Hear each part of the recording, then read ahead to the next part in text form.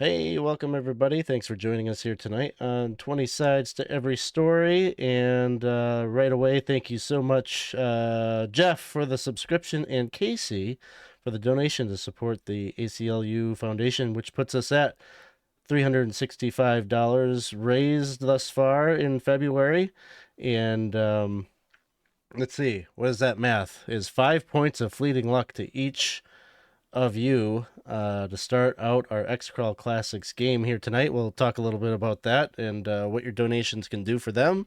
What are we doing here tonight? We're playing XCrawl Classics. This is a part of a series that we've been doing here on the channel where we have some of our Patreon folks have sort of been acting as captains and recruiting and building their own XCrawl teams. And this is our third group that is going through the ritual that is the funnel and going to try to put together a team here of hopefully some level 1 characters by the end. A little bit about what we are playing, because I ran out of level 0 funnels because we had too many groups. 3 was too many. XCrawl is too new. We don't have any more officially published level 0 adventures that are XCrawl themed. I guess I could have used just a regular DCC funnel, but where's the fun in that? I put out a message in the Goodman Games Discord, and Stefan Surratt messaged me, and he said, hey, I've got a little something that I put together called XCrawl the Mall. And I said, sure, that's awesome. And then he gave it to me, gave me some maps that he had drawn together. And this is something that I got to say very, very much thank you to him for giving this to me and let me look over his notes and everything that he's put together. He's, I think, going to try to maybe at some point maybe publish this. He's got a number of things that he has written and published through Dragon Peak Publishing, including, I was looking at some of his stuff earlier today, and I saw that he has a Winnie the Pooh themed DCC adventure that I might have to pick up at some point, because I think I've got some folks that might be interested in that. So of course, thank you, Stefan, for allowing us to playtest your things, and also apologies because I combed through some of the stuff and then I had my own ideas, and so there's some of my terrible ideas mixed in here. So all the terrible ideas, do not attribute those to Stefan. It's not his fault. But we're gonna have a lot of fun with this here tonight. Thank you again. Thanks, Tux, for the $25 donation. So you all had 10 points of fleeting luck to start things out. Yes, we are raising money this month for the ACLU to help fund the work that they do promoting civil liberties and pushing back against the daily assault on our freedoms. Your donations help to ensure that they have all the resources that they need to fight back, and on every front, from immigrant rights to LGBTQ plus rights, voting rights. We could probably go on and on, but just know that your donations are having a real impact for important things, but also on the very unimportant things that are happening in the XCrawl world here tonight. So yes, every $5 that we raise goes to giving them some fleeting luck, which they can use to help one another in the games. Every point of mojo that they gain, I kept calling it fleeting luck. I'm sorry, mojo. They're mojo, not fleeting luck. Mojo is spent on their allies and such. Every point spent is a +1 modifier on a D20 roll. And I see Gabe, thank you so much for the $25 donation, bringing us up to within $85 of our goal of $500. So that's awesome. For the Emperor! Yes. What was the silly pledge that I made was if we reached the $500 goal, we'd reach out to Cephalask and see if he'd come and I had a couple of people ask when Cephalask was going to come and play a DCC game again. So maybe next month if we hit that 500. So thank you all for contributing to that. So why don't we get started? I think before we get into the narrative, maybe we could take some time going around and hearing, this might be our only time really to hear about some of these characters. That's right at the beginning before dice get rolled. So we'll go around and hear who you got with you, who are your level 0s, and anything else you want to tell us. So I think I'll just start bottom left. Gabe, you kind of brought this crew together, so it seems only fitting that maybe I pick on you first. So my characters tonight are going to be Augustus Gleb, a tutor of Krav Maga who has a delirium of being a legionnaire incarnated or reincarnated or not carnated, anyway, whatever it is. And so tonight he's going to try to be a leader and die miserably in the first 5 minutes, so don't worry about remembering him. And then we're going to have Phileas Stuck, which is a servant. I don't know what a servant does, but I imagine he involves serving. So Phileas is Augustus' servant, and he brings the cup. And then we got Geraldine McRaney, which is a poultry farmer. So she's gonna come with a chicken that she's gonna like punch to make him do when something awesome happens, and probably it's not nothing happens gonna happen, but we'll see. Awesome. Well, thank you very much. Let's move over next to Lyra to introduce your level zeros. Okay, so I have Marciana, but you can call her Mars. She's grew up in the Mon Valley downtown there, in a little town called Donora. She's trying to make some money so they can move upriver a little bit because it smells pretty bad where they live. But she's a hunter, which will be interesting. My second character is Faustina, and Faustina is there's no short for that. She's very serious. She's a law clerk. She works for a personal injury lawyer, Morgan and Jovanovich. Yeah, so that's her deal. And then my third character is Macrobius, but everybody just calls him Croby. He is a half orc, and I think I'll just leave it at that. Awesome. Thank you so much. Let us move on up over to the upper left corner where Casey is hanging out and going to tell us about his level 0 characters. Hey, so I've got a little crew of Lorem Ipsum. We have Finibus the plumber. We have Melorum, who's a bit of a slacker, and then we've got Benorum, who's a beautician, is handling the makeup for the group. So everybody's got a little bit of text going across their cheeks, kind of making it look like they're wearing one of the old legionary helmets, except it is actually the Lorem Ipsum text going down there. Awesome. Now, basically, right in the middle of that, though, this space available for rent. Yeah, so we're looking for sponsors. Love to have some rum sponsorship. Goes with the name. Favorite rum of Benorum. Come on. Awesome. Very smart. Very forward thinking. Let us move over next to Adrian. Hi, everybody. I'm Adrian, and my three people are Austin, who's a college teaching assistant, who I guess is tired of reading all these AI-generated essays. He's also a bit of an Elvis impersonator, but not that great. My next guy's named Donald. He's a bit of jack of all trades. He's like an artist, musician, actor. So he'll probably die first. And my third guy is Gerard. And he was he was in a musical. Didn't do well. People didn't like his singing voice. So now he's a handyman. Awesome. Thank you very much. Let's move on over next to Tux. Hi, I'm Tux. My three characters one is Iliantha Swift-Rider. She's an equestrian trainer, a fine, proper woman. She has high leather riding boots, a leather vest. Looks down upon most other people that are there. Next, I have Paul LeBlart. He is a security guard. He's very at home in this mall. In this mall, he is the law. So, and he's looking to, bring some law to these lawless lands. And finally, we have Morgul Golgrars. He is an orcish, half-orc language teacher. He will provide the beat down to you in every language possible. Awesome, awesome. And then we will go next to Jives.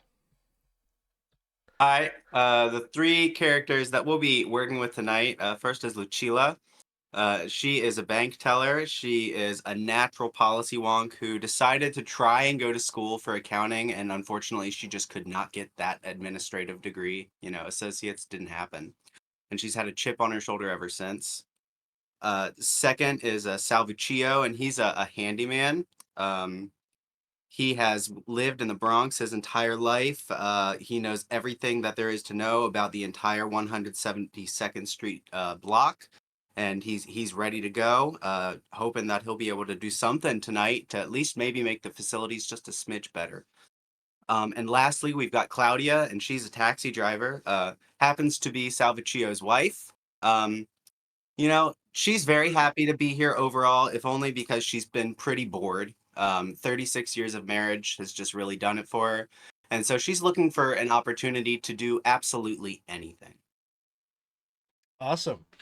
Well, welcome all in. I think we'll get right into the pre-show here. So you all are finding yourselves this evening in the bustling loading docks of the Mithril Triangle Mall.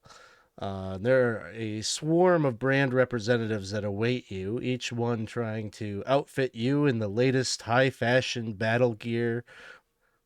Many luxurious brands are represented. You're being decked out in gleaming accessories, and all sorts of cosmetic things are being thrust at you from every corner. And there's no shortage of photographers here snapping candid photos, shots of you and as you're about to make your makeshift debut. Because tonight, you are all competitors entering into a series of full lethal Division 4 events that have been happening all across the North American Empire. And tonight, you will be entering an event that promises to allow survivors to form an all-new Division 3 team and join the Empire's favorite blood sport. Thank you so much for the donation. I saw Unbearable just donated $25 to help us support the ACLU Foundation. So y'all get another 5 points of mojo to spend. So that's awesome. And let's see. Jacko Boom says, "How awesomely creative! I already am emotionally invested in these characters. Play on!" Yes, awesome. Thank you for coming and hanging out with us here tonight. It's currently winter, and we are on the heels of the Saturnalia holiday shopping season. This event is, of course, a huge cross-promotional event for the league and the many brands represented here at the mall. The shopping season, early reports are showing some sluggish sales. There's some concerns among Emperor Ronald I's economic advisors that there might be a recession on the horizon. So this event has sort of hastily been organized in order to give a much-needed stimulus by showing XCrawl action happening right in the midst of a bustling shopping mall. But as we begin, maybe tell us a little bit. We'll go around again. Tell us a little bit about, what are you wearing? What do you have at your disposal? Maybe something from Forever 121, the latest in preppy elven fashion, or maybe you got something nice business suit, something from Orkstrom's. I don't know. You tell me. We'll go around the ring here again. And Gabe, what are your characters decked out in? Any notable brands we should be looking out for? I think Augustus is dressed in Armadi, which is a made in Italy luxury brand whose symbol is an aquila, an eagle. And he's got it prominent on his torso, and he has a huge gold, simil gold, not real gold, necklace that sports little hands clasping together in martial prowess. It's all over the face. There's no subtlety to Augustus. He tells you straight in the face that he's the man, and you're gonna know it. Awesome. How about you, Lyra? What are your characters representing here tonight? So Mars, she's wearing some scuffed up leather armor that she just has. Somebody said you should, do something different. So get the crowd's attention. So she went down to the athletic shop and she picked up a baseball cap that says Cleveland sucks on it. So that was her big attempt there. Faustina is wearing she has a lovely white button down blouse, very very businesslike. Her leather armor happens to look like a very well fitted, well tailored like suit jacket. And Kroby, he just basically has his practice jersey on, and he's got a sweatbands, and a sweat headband on, and he's just ready to go. Awesome. And I see we just had another donation come in from Apaiser. I don't know if I'm pronouncing that right, but I think he's oop. I want to do an oop. Oopaiser. Thank you so much for the donation. $25. Another 5 points of mojo. I don't know if I've got challenges enough to overcome all of this mojo, but we will see how it plays out. That's awesome. We're at 465 raised. Yeah, we're in striking distance of hitting that goal, so that's awesome. Thank you so much. Casey, what are your the Ipsum Lorem crew? What are they bringing to the game here tonight? So Bonorum will kind of take the microphone. Okay, so I want to let everybody know that our makeup today is from Spender's Fine Gifts. You can pick up your best wetwear makeup there. And we also are wearing a little bit from Caught Topic. They're one of the ones who are doing our shoulder pads as well as the knee pads and a couple of bits underneath. Thanks very much. Have a great one, guys. Awesome. How about you, Adrian? Well, I think my guys are dressed up as Elvis Presley impersonators. So we got one there in the back, ready to go to perform in front of the crowd and hopefully impress everybody and make some money. But survive, of course, and looking good while surviving.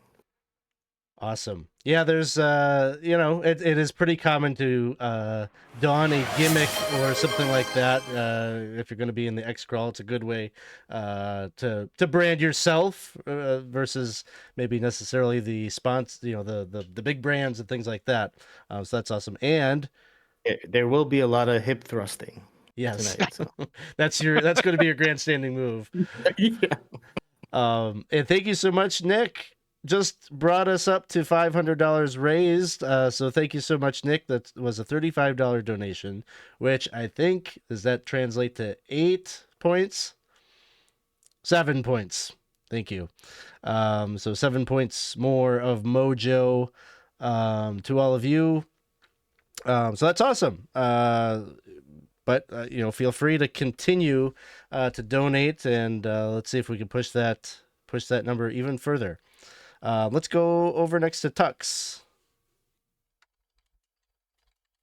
Hi, my characters, they have some of the best, the equestrian, Elanthea. She has some of the best elven equestrian wear from PS of Elvalore. And the orc, he is in in a very nice sweater and tweed trousers and holding his translation guide and a little bit of a cap from Orkstrom.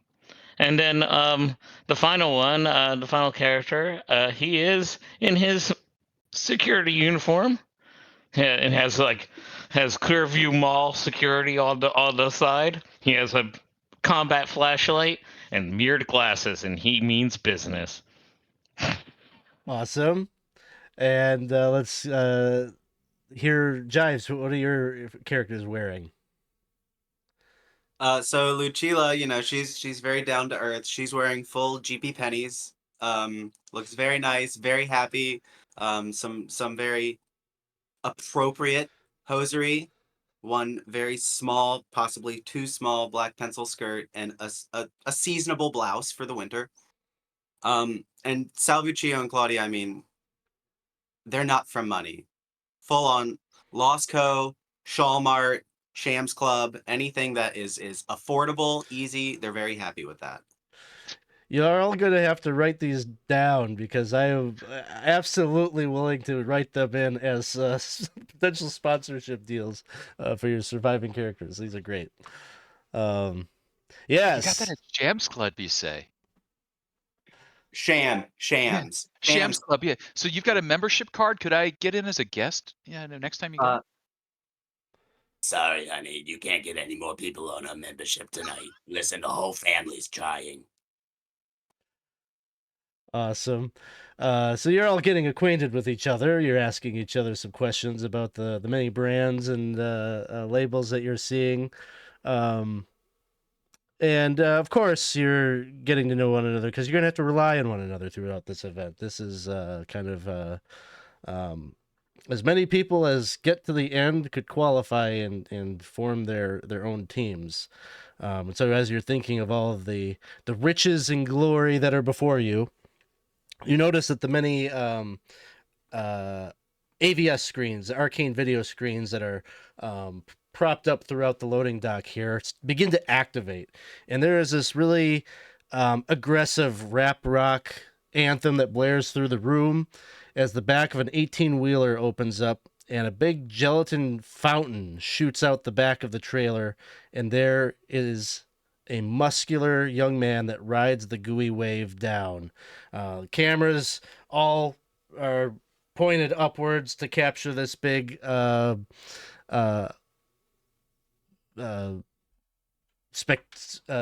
spectacle in front of you.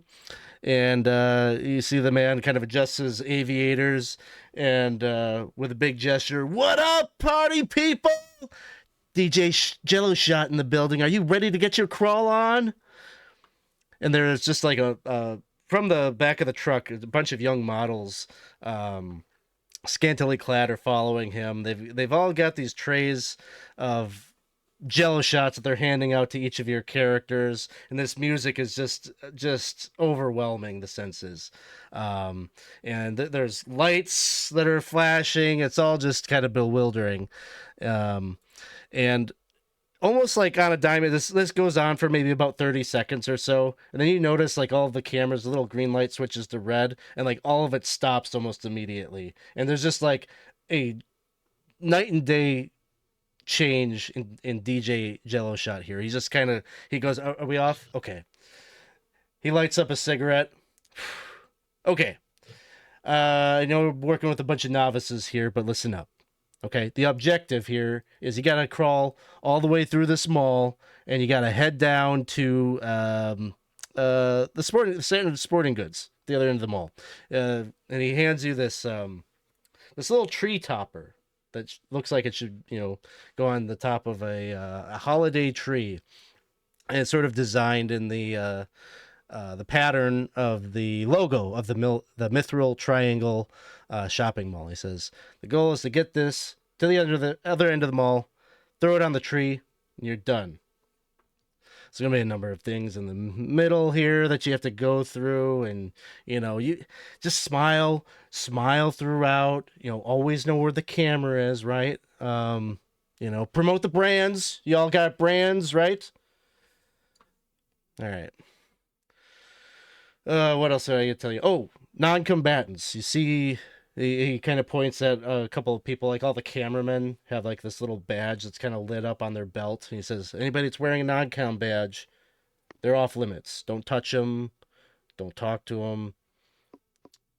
If you do, attacking one of them, disqualified. Probably face legal action too. We're not responsible. You all signed your waivers, right? Okay, good. No-go doors. You see, he shows you. He taps on one of the AVS screens. A little image pops up, and there's like a door there that has lit up. There's like a little emblem that says no-go, and he says, "Things are getting too difficult for you. You need to go take a break. That's fine. You go through there, but your XCrawl career is done, over. Understand? There's no coming back once you go through that door. Winners, if you get through this thing, you're going to feature a commercial with the brand of your choice. You get a free ride to an XCrawl training camp of your choice, 500 gold pieces, and you get to start your own XCrawl team. Any questions? Where's the door? Well, you gotta wait. You gotta wait till the cameras go on. It's no good if I send you through there right now. But I like you. He's looking over. He's like, "Oh, my producer is saying it's almost time. Line up." And he kind of like he's like, ladies, and some of the ladies have been handing out all the Jello shots. They kind of come and they're grabbing all of your arms and kind of pulling you and hoisting you through the loading dock towards big set of double doors. Where you can hear, like, as you're waiting, you're queuing up at these doors, you can hear that there's like what sounds of a live audience on the other side. And you can kind of hear the reverb of maybe some announcements or some like advertisements playing. And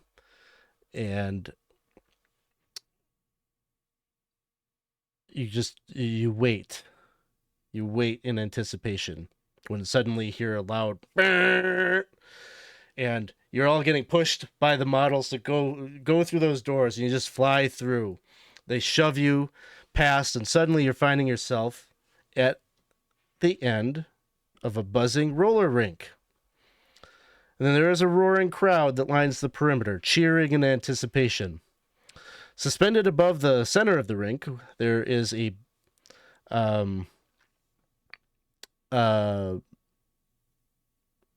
giant AVS screen that flickers to life that reveals the grinning face of DJ Jello Shot.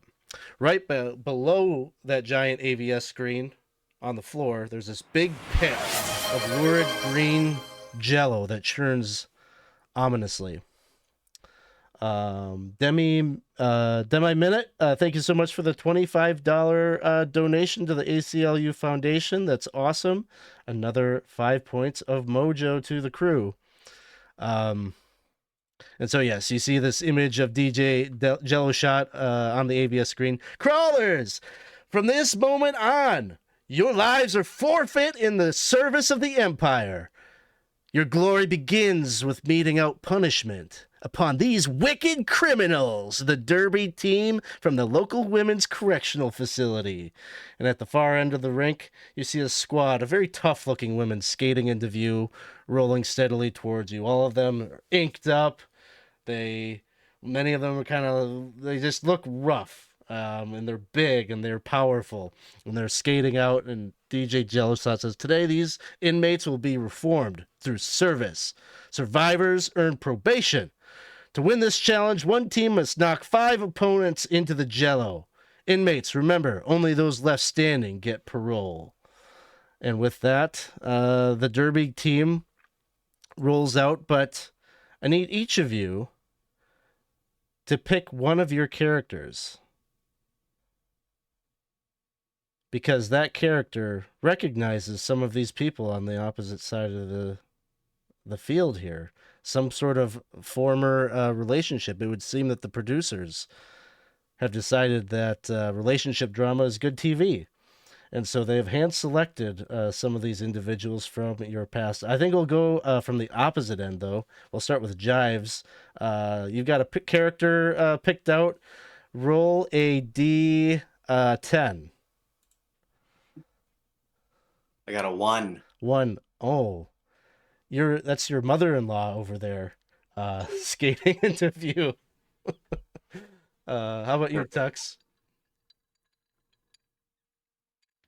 Yeah, the mall security cop for sure. Okay. And what's the D10? D10. Okay. Oh, and I gotta adjust my screen here. I've got a not at all AI generated image of a roller derby team here. I got a 10. A 10. Oh, that's your former church faith leader that you see rolling onto the field. She has gone bad. There's some kind of story there. All right. How about Adrian? Yeah, it's gonna be Austin, the college teaching assistant, and I got a 4. A 4. Oh, I don't know what kind of feelings that you're having, but that's your former lover that has just rolled out. You haven't seen him for a while, and now maybe you understand why. Looking for trouble? In the right place. Casey. Malorum the Slacker has a 6. It's your former school bully. How did they know? Lyra. It's going to be Faustina, the law clerk, and it's a 10. 10. Okay. Lots of churches not doing so good. You also have a church faith leader on the other side there that fell from grace. How about you, Gabe? We got Geraldine, the poultry farmer, and I rolled a 7. Oh. This really sucks. You may not have known this, but that's your personal hero over there. I don't know if you've followed their career for a while, but here they are. Must have fallen on hard times. So, there you are. They're all out there, and they're ready to fight for their freedom. Each of them looks like they've got skates on. You've all been equipped. You all were equipped with roller skates before you headed out onto the roller rink. So you're already equipped to move around and such on this field. Each of them is equipped with a club that they are wielding. And so we're going to go ahead and roll initiative. Basically, the way that this works with you all having so many characters, just pick the character that you have that has the highest agility modifier. Roll a d20, apply that agility modifier, and that will just be your initiative for all your people. You'll just use all 3 of your people on the same initiative count. So, and I rolled pretty high though. A 21 for the Derby girls. Ooh. Let's see, Gabe, what did you have? Beat a 21 even if I want it. 9. And Lyra. 14. And Casey. 18. Adrian. 4. Tux. 5. And Jives. 17. 17. All right. Quick adjudicator question. Could I spend maybe 4 mojo to bump that up to a 22?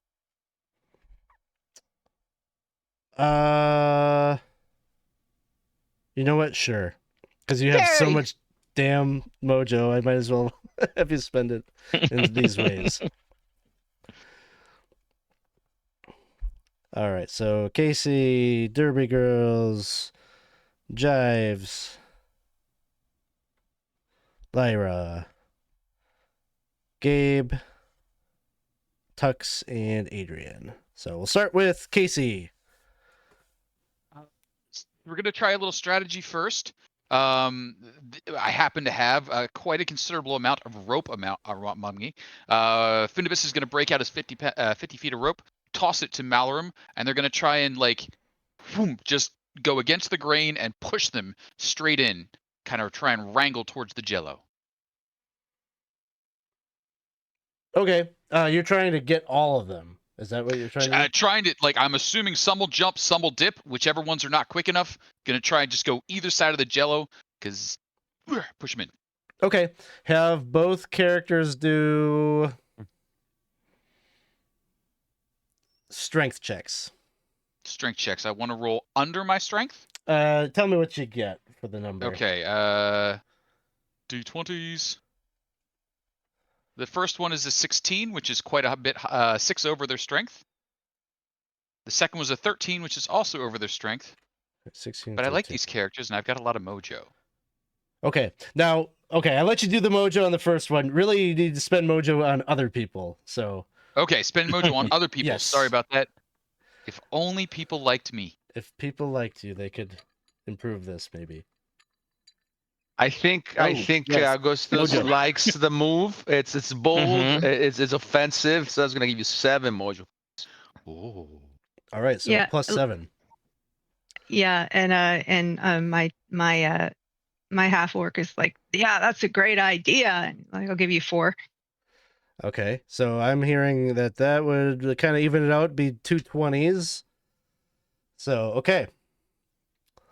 What I'm gonna do is I'm gonna say I've got 1, 2, 3, 4, 5, 6,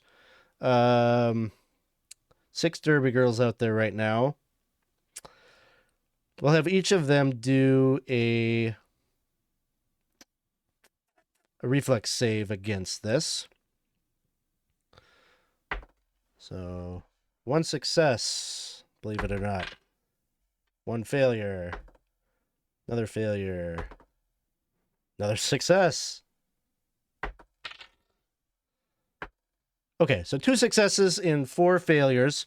So, for this round, I'm going to say that you effectively have 4 of them, what we call grappled. Okay? Mhm. In subsequent rounds, they'll have a chance to maybe break free of this. Your next turn, I'll let you do a roll or something to see if you can close the deal. So, awesome. Did you have any other characters left to go? So Benorum is basically just trying to keep an eye out for the others. So they're playing a little bit of defense. So they're in there. They've got another rope out, but this one they're snaking on the ground in front of them, so that if any of the Derby girls kind of come at them, they got a little tripping action going on. Awesome. Let's see. One of the Derby girls, the one that was the Lyra, your character's faith leader, they managed to evade the wrangling, and so they're coming over, and they remember.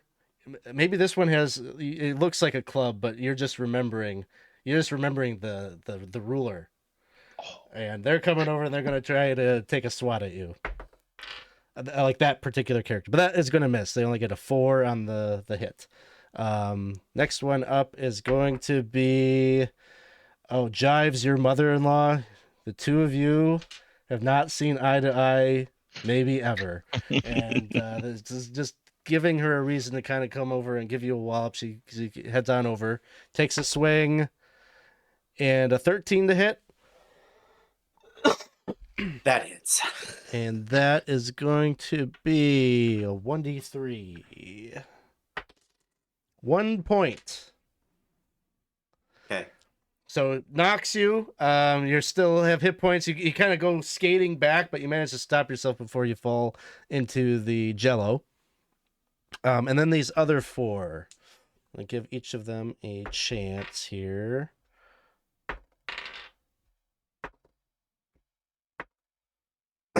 None of them exactly break free, but Casey, 2 each are gonna try to take swings at the 2 characters on either end of the wrangling, so to speak.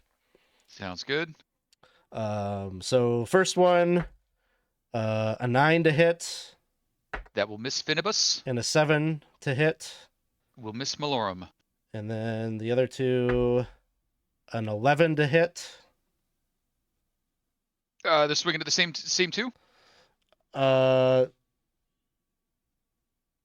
It's just 2 attacks on each one. Okay. So the 11 will miss Finibus. And the last attack is a 10. Will miss Malorum. All right, that brings us then to Jives. Well, Lucila's pretty upset to see her mother-in-law, especially considering that she's been very happily divorced for 3 years now. And she just kind of looks over and she goes, your son was never good to me and you're not good to me now. I'm not surprised to see that you are stuck out in jail.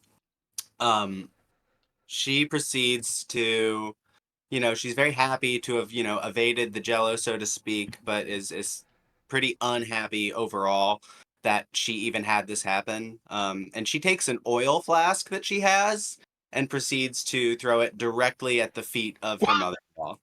All right. Make a D20 check. Agility would be the modifier. 13. 13. Splash. It's a direct hit. Just like right over the lower half of her torso. Drenched. Is the intent here to try to make things slippery there that she might fall down? Okay. I will have them do For now. a reflex save. And it works. It's like I said, a direct hit. Seems to finally coat the wheels of her skates, and she goes flying backwards, cracks the back of her head on the ice. Amazing. I always knew you were slippery. Let's see. That was all your characters? Yeah, Salvuccio and Claudia are very, very happily just off in the corner, kind of. They're old. They're very much just kind of, We're here. We're happy. I've been doing this for I don't know how long. So Awesome. Let's go to Lyra. What does it mean that they're grappled by the rope? Basically, it means that on Casey's next turn, he's going to try to close the deal and bring them towards the Jello. I guess it effectively means that their speed is 0. All right. I think that so Faustina is she's having flashbacks of the ruler from from sister whatever her name was, wiped from her memory, and she's just going to go racing towards her with a dagger, just like this. All right. So what do I do? I'm rolling d20. D20 to hit. Yep. That's a 14. 14 hits. Oh, nice. And then okay.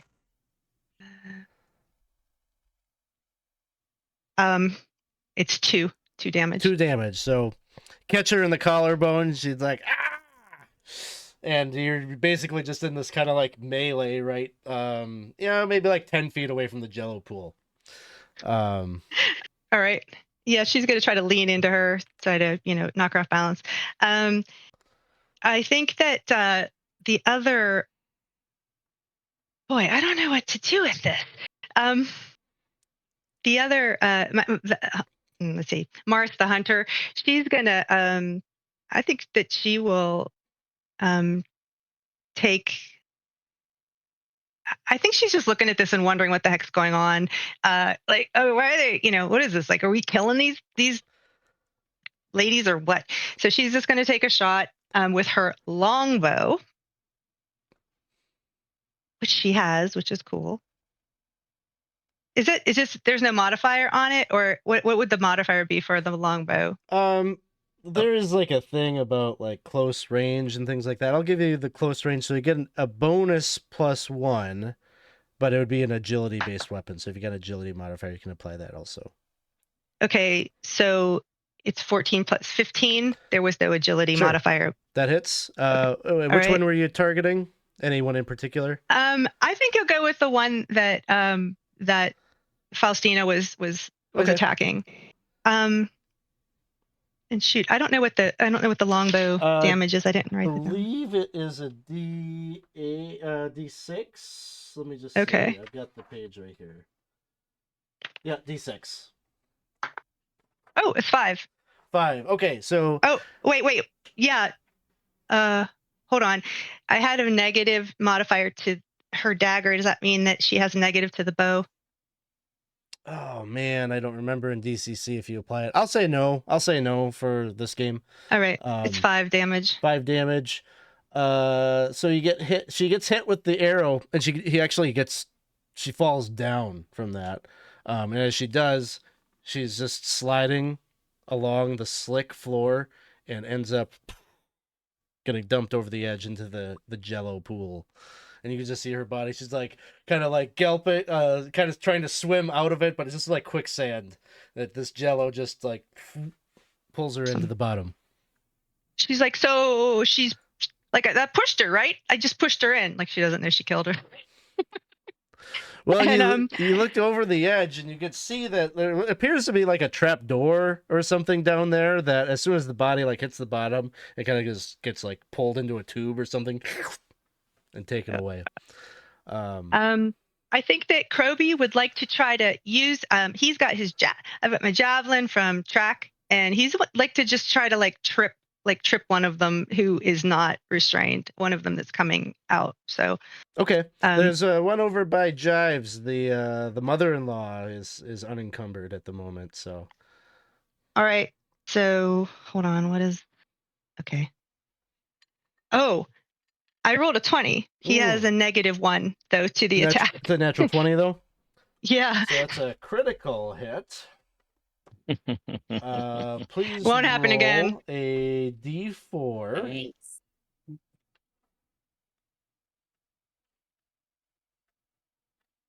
It's a 2. Do you have a luck modifier? Nope. No. Okay. 0. So, jabbed in the eye, ugly bruising, inflict an additional 1d4 points of damage with this strike. So an additional? Additional. Okay, so I rolled the 2. Oh, 3. This is a 3. Total of 3? 2 and then 3. It's a total So of 5. 5 points of damage is enough to take down the mother-in-law. Also ends up in the pit. He's going to say, see, I don't even think we need to be poking anybody. We could just knock them down. Jeez. That's the end, my guys. That'll bring us to Gabe. Okay, so Augustus start going as fast as he can. It's going straight for the face of the one in front of him. And the idea is not even hitting or doing damage. Just push all the way into the jello corner. Okay. With a big push. Yeah, give me a strength check. 9. 9. You give them a little push, but they kind of push back. There's some resistance. They're not wanting to go in. So a little bit of a tug of war happening. Okay, and Geraldine runs towards Belinda. You were my hero from the Langone perfume advertisement. So she goes in there and just makes sure she's protecting her. Like, you're not going down. I'm going to make sure you get probation. And whoever touches you, I'm going to kill them with his hatchet. She's just as bewildered. She has no idea who you are, but she's like, okay, yeah, over here. And she grabs your arm, pulls you in close, and she smells so good. So they must have that brand at the prison store or whatever, the commissary. All right, is that all your people? Well, the third one, he hasn't received instruction from Augustus, so Felix is there in the corner, just pointing that nobody told him what to do, and is like, I don't know. That's right. Have him do give me a luck check on that character. And what basically on this, usually when it's a luck check, usually it'll be a roll under. So you want to roll under whatever your current luck score is. I did not roll under his current score. Okay. But I like what he's doing. Could I throw maybe 5 mojo at him? 5 sure. would put me under my luck score. Okay. Nothing happens to you then. Just Lady luck. It's probably good. Just nothing happens. Let's see. Let's go next to Tux. All right. So the current situation is basically Casey's two characters have those 4 within the rope. Gabe's enamored character is over there, maybe pulling a little bit back, trying to keep them all from going over, while another one is pushing the opposite way, trying to make them go towards the pit. Yeah. Okay. Well, Antha, she pulls out her riding crop and taps Morgul on the butt and says, and she goes, charge, and she rushes one of the ones that at the that's in the ropes. Okay, give me and she's gonna go and try to use her riding crop to whack him and make him move in the other direction. All right. I'll let you determine which stat do you think that this should be a roll for.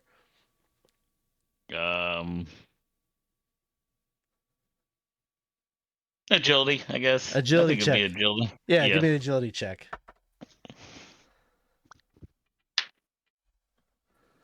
It would be a 7.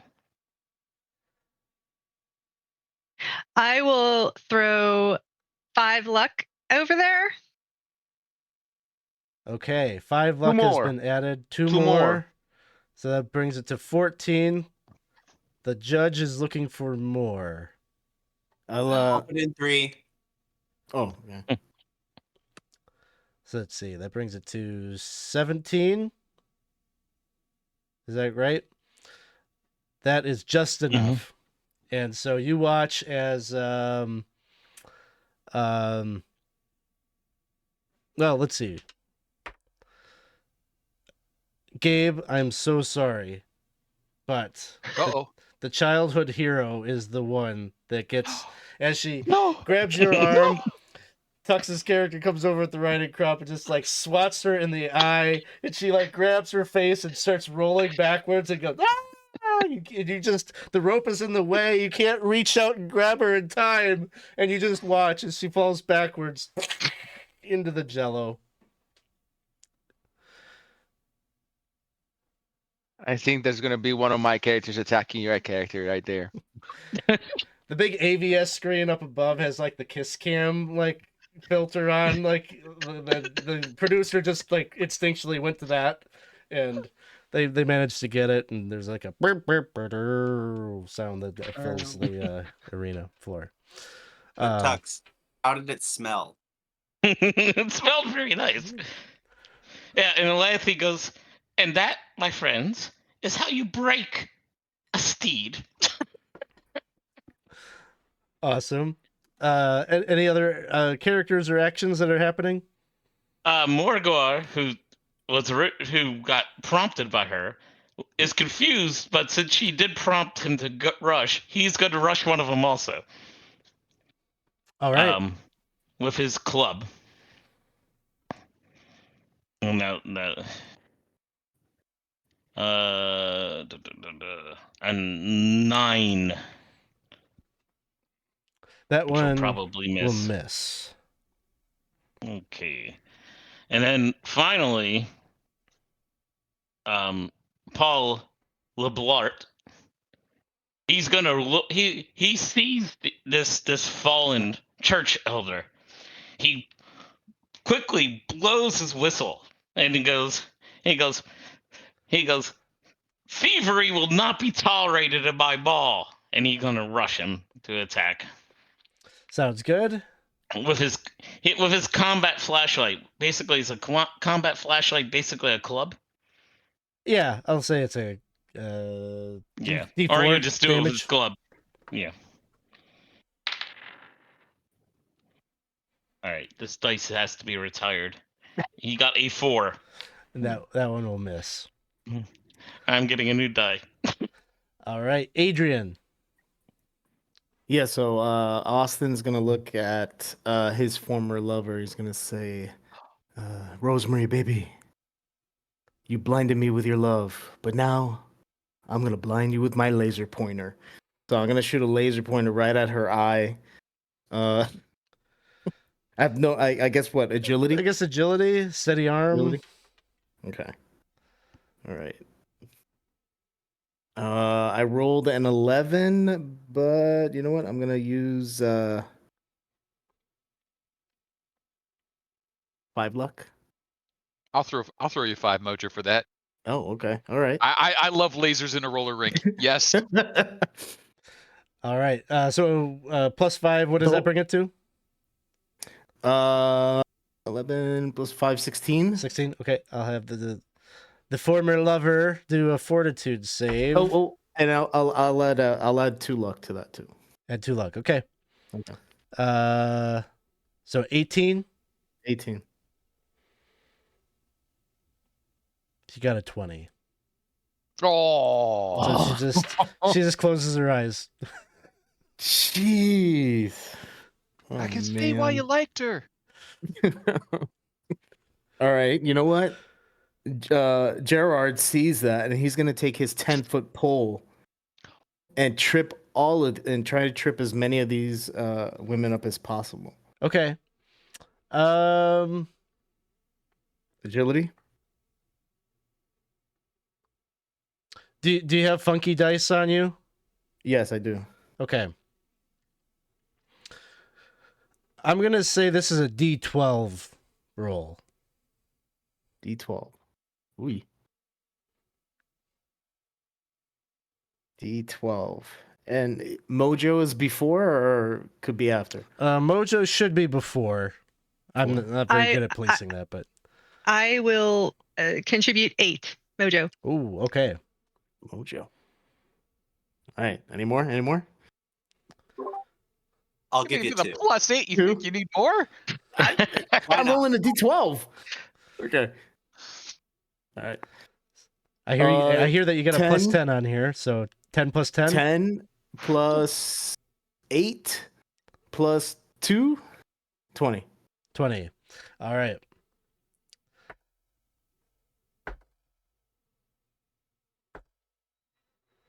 All 2 of them, you manage to trip 2 of them who Okay. fall down and start sliding. They slide all the way to the jello and fall in. There's one left. We'll say One that left. the one that is left is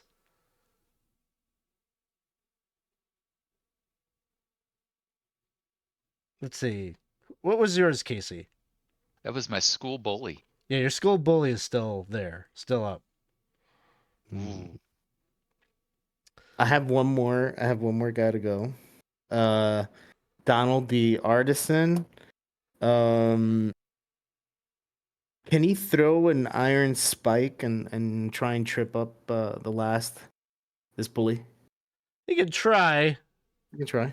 It's gonna be another like kind of not the right tool exactly to be super effective. Oh wait, you know what? What about if I could throw my dagger? He's got a dagger. Sure, yeah. Make an attack roll with the dagger. Okay. All right. Ooh. That's a 3. 3. Doesn't quite stick the mark there. Adrian, which of your characters has the lowest luck score? Oh no. No. That's Donald, the artisan. All right, have him do a luck check. Okay, he's got a 10. Oh shit. Oh, my D20 just went away. Okay, there we go. 1. Is that good? That is I good. forgot. Nothing happens. Okay. And then we're back to the top, and it is Casey's turn. So Finibus the plumber, who's hanging the one in the rope, it's his kind of first time he's talking. He's like, "Well, folks, I reckon that Mrs. over there with the crop could tell you. Anybody who loses a derby is bound to be jello." And he just starts hauling on the rope. And he's just gonna try and between him and Malorum, just drag anybody who's left in the pile over to the rope, over to the set there. All right. Choose one of the characters, do a strength check, and give them a +2 for the assist. You got it. That's going to be the D20. That's going to be a 9 total. 9 total is enough on this particular one. I didn't do so well on my roll. So you managed to drop the last of them into the jello pit. There's a third character that you have that was not participating in this, correct? Yeah, Have that them is correct. do a luck check for me. Oh, I don't want to do a luck check with them. They have bad luck. I will give you 5 mojo. Ooh, that's a very good 5 mojo. I rolled a 12 with 5. That's down to a 7, which is below the 9 luck. All right. And Bonarum, if he can, is kind of like as he's tripping up and kind of falling, ends up leaning at the thing, like looking at the camera. He's like, "Oh, did you get it? Did you get it? Did you get the plumber's crack?" And at this point, you notice that despite the fact that you just won the round, there are no more derby roller derby opponents for you to be dealing with, and you would think that the crowd would be roaring with applause, but there's more of a gasp and there seems to be something happening on like kind of the northern wing of the audience. The people are kind of looking not down at the field, but somewhere up in the stands, and you can see that the cameras are trying to get like a close-up shot on what is happening, and you can see someone props up a body that has like a javelin sticking out of it. One of the participants, and you can hear the announcer saying like, "Oh, we must have had an errant javelin." And they're kind of stammering, trying to figure out what to say to kind of cover this up. They quickly like turn the cameras off and go to a commercial, and you can see a bunch of attendants kind of coming out and are trying to push you on to the opposite side of the rink to continue on. It seems like they really want to button this one up and have you move on and enter into the mall proper. So you get pushed through an open doorway down into the actual corridors now. You can see mall stores to the left and to the right, kind of a wide causeway down the center, plenty of greenery, plants, benches, things like that. But a little bit eerie because you were the only ones here. All the stores are kind of shuttered and closed and dark and such. And so you're just walking down this kind of vacant hall. Anything, any conversation or reflections that are happening as you close out that previous event? Yeah, Geraldine's trying to claw at John's characters that put down favorite hero, and it probably scratches her face a little bit. Says, you don't know what you've done. That perfume had illuminated my sultry life as a kid rummaging through chicken shit.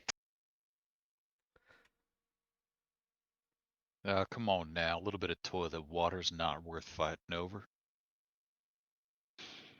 Atlanta seems unfazed. And she puts her riding crop on her shoulder and says, "The common folk like their little waters, don't they?" And she starts walking along. There will be Kroby- consequences, bitch. Kroby's gonna step in between them. She's like, whoa, hey, settle down. We have to be friends. We have to work together here. You know, like you can't let them tear us apart yet. And we just started. Wait. I don't know about that. I mean, all we got to do is get down to Hicks Sporting Goods. Oh, well, let's go. By the way, that wasn't my javelin. See, and he has it here. What the heck was that? Lucilla is sidling up to Kroby and going, "Hey, thanks for getting rid of my mother-in-law. You know, she was a real thorn in my side for a while. You look pretty tall. You look pretty smart, handsome, slightly hairy, slightly smelly. Definite improvement over my ex." Like, thanks a lot. I know that's what everybody says. Everybody. Oh, you're Everybody says. popular. Okay. And as you are engaging with one another and making some connections, making some enemies perhaps amongst the group, you suddenly see some of the glowing sale signs flicker on some of the stores for about a moment before they kind of turn off, and it just adds to the contrast of shadow here in the middle of this hallway. And suddenly you hear a loud hee-yah that is heard descending above you, and rappelling down from the rafters overhead are a number of clad in black mall ninjas that drop down, and each one drops right behind you and tries to disarm you and grab one of your items. For each of your characters, do a DC 8 reflex save. If you fail, if one of your characters fails, they have been disarmed, and one of your weapons goes with them. So it's a roll a d20 and the reflex save. Reflex save. Yep. Right. Okay. What was the number? The number 8. is 8. Okay. All of mine passed. Mine did too. Lorem Close, Ipsum is though. good. They're winding up the ropes. I like that. My rope. Phileas loses a sling. Just a little finger poke. And they repel back up. Claudia also loses a sling, but Lucilla rolled a nat 20. Does that do anything in this instance? They just really cling to their things, and they just like swat them away, and they escape back up to the ceiling, withdraw behind some into the ductwork up above. Okay. Morgor, he loses his club, and Paul LeBlart,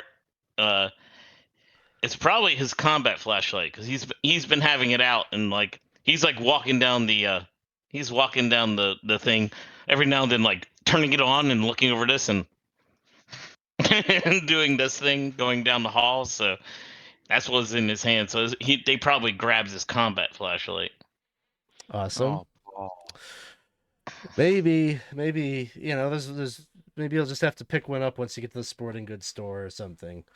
But you continue down the long corridor that is lined with the shuttered shops and neon lit kiosks, and there are corporate jingles that bounce off the walls.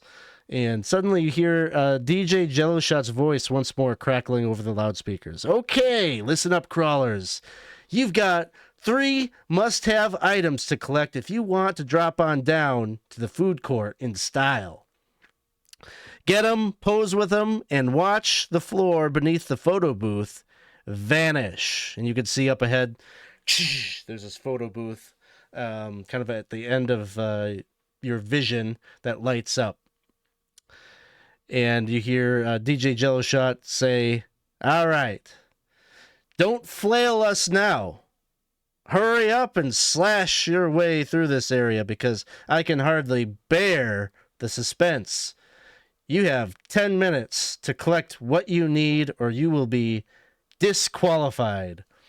And you can see all the AVS screens, many of them set up within the little storefronts and whatnot, kind of flash this timer that starts with 10 minutes and starts ticking downward. On the Miro board, you're going to see that I'm going to reveal to you this masterpiece that I drew for you. Kind of showing you the layout of this area. So you'd be over here on like the western side of the hall coming down, and you can get view of maybe some different stores that maybe you would want to go and check out. It looks like there's a store called the Flail Snail off to the right with a number of mannequins in the storefront. There's the photo booth. You can see off to the left there is the Build-A-Werebear workshop. And right down the middle of the hall, there's a little weapons key, the little mall, cheap replica weapons store. There's a man with a white shirt and jeans who's sitting there and kind of like looking down. And you can see that he notices you, and he's starting to like kind of restock and re-merchandise things a little bit in hopes of maybe you might stop by and look at his storefront. Based on the time that is counting down, you might be in a position where you would think it might make sense here to divide and conquer so that you can get all the items that you need before the time runs out. So I think just to kind of facilitate this, if you want to pick one of your characters to go to the Build-A-Werebear workshop, one to go maybe down to Hank's Weapons and More, and maybe one to go to the Flail store, that might work out well here. Augustus is going to build a werebear.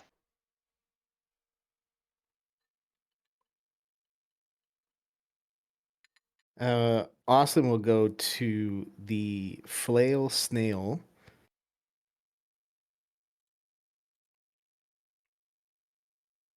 Should we use all three of our characters?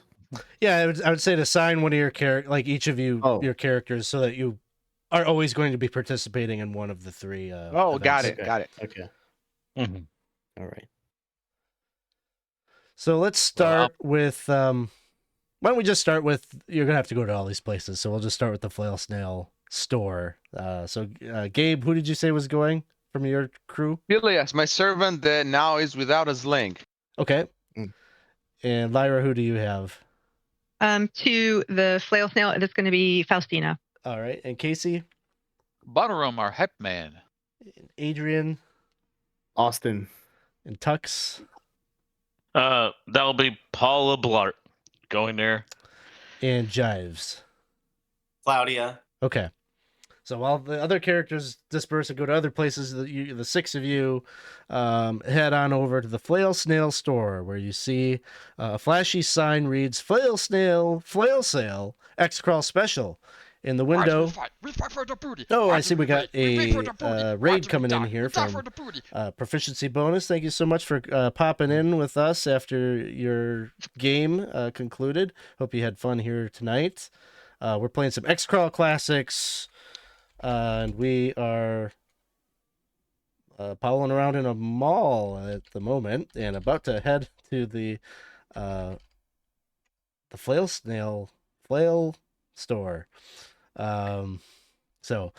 Thanks again. We're also doing a charity fundraiser here tonight. We're raising money for the ACLU Foundation to help support all of the good things that they are doing to fight and protect our civil liberties. So if you'd like to make a donation to that, you can. Every $5 that we raise gives the party each a point of mojo that they can spend to help themselves out throughout the game. So here we are in front of the Flail Snail store.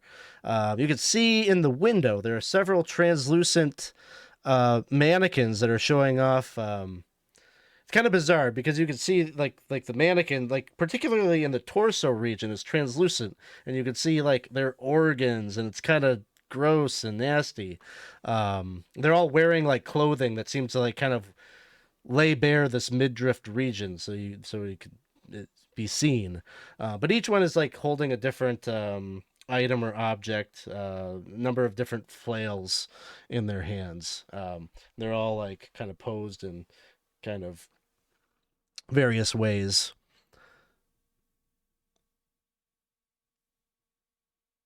All right, guys. We can't fail at the flail snail flail sale. So let me just touch up that makeup for you a little bit. Come here. Look up. Go pouty face. Pouty face. Good. And you over. Yep. Okay. All right. Looking fabulous. Ready? Go. Wait, Go. Which mannequin? You mean which mannequin? Just go. I'm a servant. You have to tell me, Domino. Just go through the doors, grab a flail from the nearest mannequin. Flail. Got you. Yeah. Last time a man told me what to do was 1986. Oh, don't worry, gorgeous. It'll be fine. And he's just sort of like holding everybody else back for a moment. Just give him a little bit of a lead. Oh. So, Gabe, you have the servant going through the doors and Yes. crawling on into the storefront display area. Yep. And he's looking around for les escargots. Okay. You just want to reach out and grab a flail?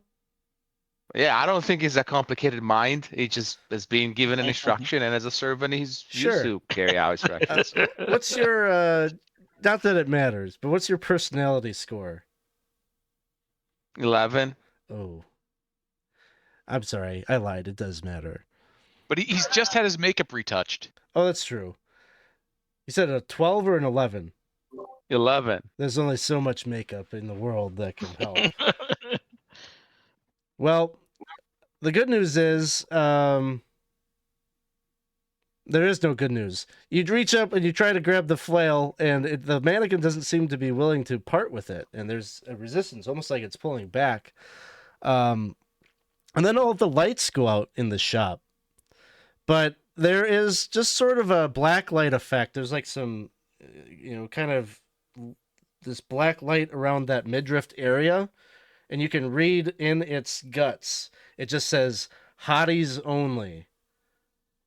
And there is a nozzle that like kind of protrudes down from the ceiling and sprays all this acidic jello down onto you. Please give me a fortitude saving throw. I got a +1.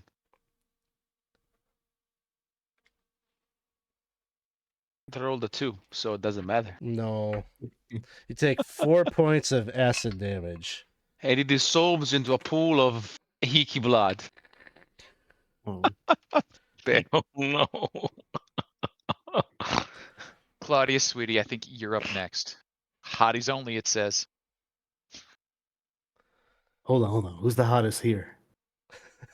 Obviously me. I mean, she's married, so super catch. Yeah, but with that voice. I mean, that voice could set a match alight. I'm sorry. You don't need to know what I do between the hours of 11 p.m. and 3 a.m. Maybe I do want to know. All I can picture is this character. It's Miss LeBlanc from Bob's Burgers. Just like, I know I'm awesome. Hi, Louise.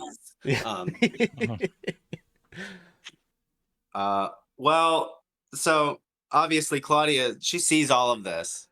And she goes, You know, again, I said the last time that I listened to a man was in 1986.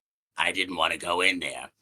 Luckily, I've got this big pole. and she pulls a 10-foot pole out and she proceeds to poke one of the mannequins to knock them over. Okay. That works. You're able to knock over the mannequin, which drops over, but it does not drop the flail. That's okay. Oh. Does it knock it out of the range of the wonderful, delicious lime green acid jello? Well, as you're looking up there, you can see that it looks like there is probably what they did is they took out like a light fixture or something right above like where each of the different mannequins are and retrofitted this device there. But you could certainly pull it out and drag it out of the display case and Yeah. In fact, Paul sits there and he pulls out a grappling hook and rope and he goes, let's do some mall fishing. and tries to throw it past the mannequin and pull it. you fish it out and it's kind of clunky. It's like, knocking around and everything, but you manage to, thread the needle, so to speak, and get it out of there and bring it out into it sounds like the mall hall proper. It's just laying there. It's still holding on with an iron fist onto the flail.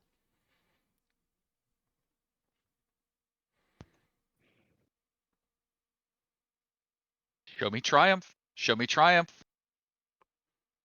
Faustina's just going to look at all of you and just start handing out business cards saying, yes, these are very unsafe conditions. And I urge you that if anything happens here, please call my firm at Morgan & Morgan and Jovanovich, and we will get you the biggest settlement. Bonnerum takes a step away from you as you start talking about litigation against the XCrawl Corporation. Here you go. Meanwhile, Claudia's going up to you and she's going, Talk to me about OSHA. And Can I borrow Paul, that grappling hook from you for just a... mm-hmm. Yeah. Paul reaches down to the mannequin and he goes, I'm afraid as a representative of Clearview Mall security, I have to requisition this flail. And he grabs it and tries to yank it out of the hand. Okay, give me a strength check. Could I help? Could I assist in helping him pull it off? Sure. Take a +2 on that, Tux. And I'll throw 3 at whatever you get. 3 mojo? 3 mojos. Oh, that's 21 then. 21. Ooh. Okay. Good news is You're able to disarm it and pull the flail out of its grip. The bad news is its guts kind of explode. And I think everyone was giving a wide berth there, so probably it's Paula Blart is the only one in the range here. Give me a reflex save. Oof.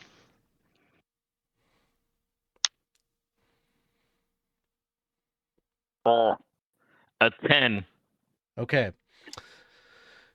You take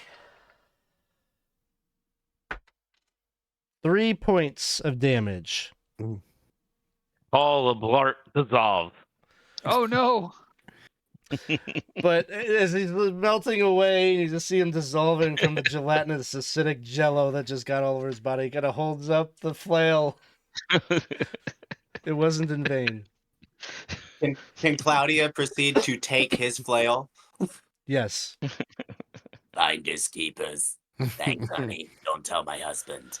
Well, we just need it for the photo op, so we can pass it around. I'll clean it up between shots. It's mine. Well, it's yours, but we could like loan it out. We just Nicely. had to sustain a 40% casualty rate in this endeavor, guys, so that you know. I did the math. Wait a minute. 2 over 6. That's 33. 33%. I'm just gonna say 40 because it's more round, okay? Claudia, did you used to be a teacher? You locked onto that math very quick. I've done a lot of things. We don't want to talk about it. Well, nicely done. I think you did that and accomplished that within 10 minutes easily. Let's meander on over to Hank's weapons kiosk to see what's happening over there. It is a small kiosk bristling with swords, spears, throwing stars, and other armaments that can be seen a short distance away from the photo booth. Who are the characters that we have approaching here? I'll start on the opposite end and start with Jives. Who you bringing? Salviccio is going over because the moment that he saw that guy, he's like, Hey, I got some things we can talk about. And how about you, Tux? Morgul is going over there, the work translator, and he's bringing out his book translation book, and just in case he needs to translate for the group. Awesome. How about Adrian? Jerry the handyman is heading over there. Casey? Malorum the Slacker, bro. I don't even know why we're doing this. Lyra? Mars is going over there. She's like, because we're trying to get out of here. That's why. We're trying to make some money. Let's go. And I mean, Gabe. I know money. Geraldine, the chicken farmer. Okay. So you all make your way over there. Prominently on display in a locked case is a katana. You see a middle-aged man standing in front of the kiosk looking eagerly in your direction. Suddenly, smoke erupts in the hallway. And when it clears, there is a team of 5 ponytailed men standing in front of the kiosk. They're each wearing black garb. They look just like those ninjas that dropped down on you from just a moment ago. But they start grabbing weapons from the kiosk and begin fancifully twirling them around with grace. And Hank is kind of freaking out a little bit. He's like, "Hey, you got to pay for that. You got to pay for that. Hey. Oh, I'm just a one-man store here. Come on." But they're showboating and spinning their weapons around and everything like that. And they start like, I don't know. It seems like they have a little bit of like a rehearsed line that they throw at you. One of them steps forward and says, "None shall pass to claim the Massa Immune, except those who sacrifice to Louis Saturni. Give up your arms in praise of our goddess." And Hank is getting all flustered, and he's kind of, trying to get over a coughing fit from all the clearing smoke, and he's adjusting his glasses, and he looks into the camera and he says, "No, that's right, folks. Get your very own Massimmune replica at Hank's Weapons and More, just $79.99. Order one today, and I'll throw in this decorative scabbard for free."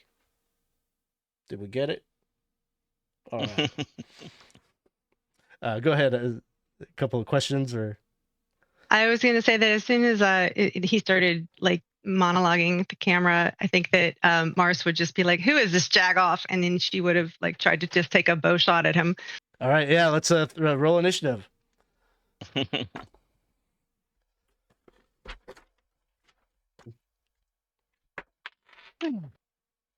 22. Wow. I got a 2 initiative bonus. Adrian had a 22. Yep. All right, how about I'll go around this way. Casey 10. and Lyra, 11. Gabe, 6. Jives, 2. and Tux. 17. 17. All right, we will start with Adrian. We will go down to Tux. Yeah, And and we'll then see the ninjas. Lyra, Casey, Gabe, and then Jives. All right, so there are 5 mall ninjas here ready to get in your way. Adrian, what is your character up to? Yeah, so Jerry is going to throw the spear at the ninja that's closest to the katana. Sounds good. And is that a agility? Strength based, I think. Strength base, okay. 19. That will hit. Nice. What's a spear? 1d8. 1d8, any bonus? No bonus. I'm gonna add 2 Five. mojo. Ooh, okay. 7. Oh wait, no, I'm sorry. I got a 7. 7 plus 2 is 9. I would entertain other mojo being spent. 3 more. Mm-hmm. 12. 12 will hit. And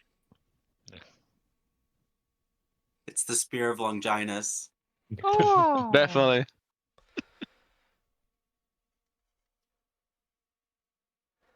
And how much damage do you do? Oh no, that was the damage was 9. Oh, okay. You kill him. He's Okay, dead. okay. Wow. Boom. Right. And then I'm gonna grab the katana. Well, the katana is in a case Or- that is locked. Yeah. Yeah, I'm gonna grab the case. You go to try to grab the case and it is chained to the kiosk. Okay. Well, yeah, that's my only guy. All right. That'll bring us next to Tux. let's see. Tux does Morgul has his weapons stolen. So what he will do is one of the ninjas fell down and died. He's gonna run up, grab the ninja's weapon, and then stab the nearest ninja to him. Yeah. The one that you roll up on has a like a hand claw kind of weapon. So it's a 1d6 damage melee weapon.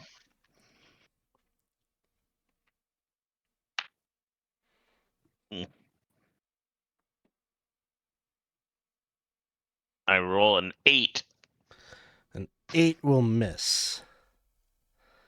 That'll bring us to the ninjas. What was your weapon, Tux, that got stolen? It was a club. Club. Okay, one of the ninjas like pulls out a club and goes up to you. It's your club. You could see your name like carved into the handle. So he's gonna go and try to whack you over the head with that. Does a 12 hit?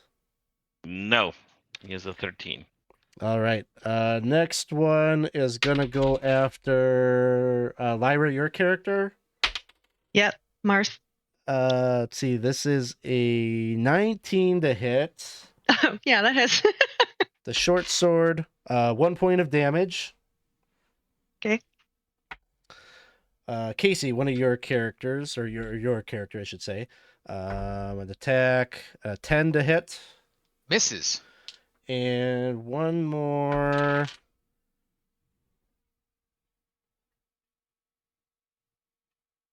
Adrian, as your character is trying to grab at that katana, one of the ninjas gets up right behind you and is Yeah. going to try to chuck a throwing star at the back of your head. Okay. A 13 to hit. Nope. 14. You see the throwing star just narrowly misses you, but like gets embedded in the glass. You can see this thick glass protecting this katana. It just kind of gets lodged in there. It doesn't shatter it. That'll bring us to Lyra. Your turn. Is there any like benches around here that I could kick over and get cover? Sure. Yeah. You can do that. and get, Would like, that be a an action, or can I still take an action? I'll let you take an action at a reduced die. How about that? Okay, sure. So I would like to kick the bench over, and then she's gonna squat down, and then she's like, "This is cool. Like I've been practicing this all my life out in the woods," and she's gonna try to shoot the one that was attacking Adrian's character. Okay. If that's okay. Yeah, you can do that. And I'll say this is a D16. If you don't have a D16, just roll a D20. If you roll a 17, 18, whatever, you re-roll it. I have it. Oh, you have it. Okay, good. I do have it. Is this with the bow? Yeah. It's a 12. 12. Oh. I'll give you 4 mojo. That hits. Ooh. Thank you. For 1 point of damage. Woohoo! All right, yeah, 1 point. We got a regular Katniss Everdeen over here. She's like, I hit him, didn't I? Yeah. Awesome. That'll bring us to Casey. So Malorm's like, "Bro, what are y'all even doing?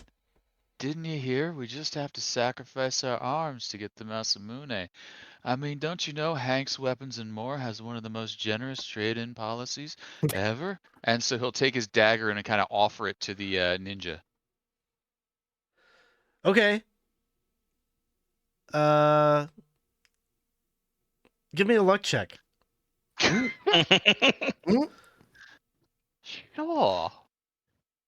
A 2. Okay. Which is much lower than a 10. You hand him over the dagger, and he hands you a key. Oh, bro. Solid. Hey, give me that key over here, kid. What? Next up is Gabe. Okay, so Geraldine has a club, but she also has a quality hatchet. So she takes out the quality hatchet from her backpack and chucks it at the ninja in front of her. And I feel lucky. 14. 14 hits. I have no idea what the damage of an hatchet is. I think it's a D4. The 4? Okay.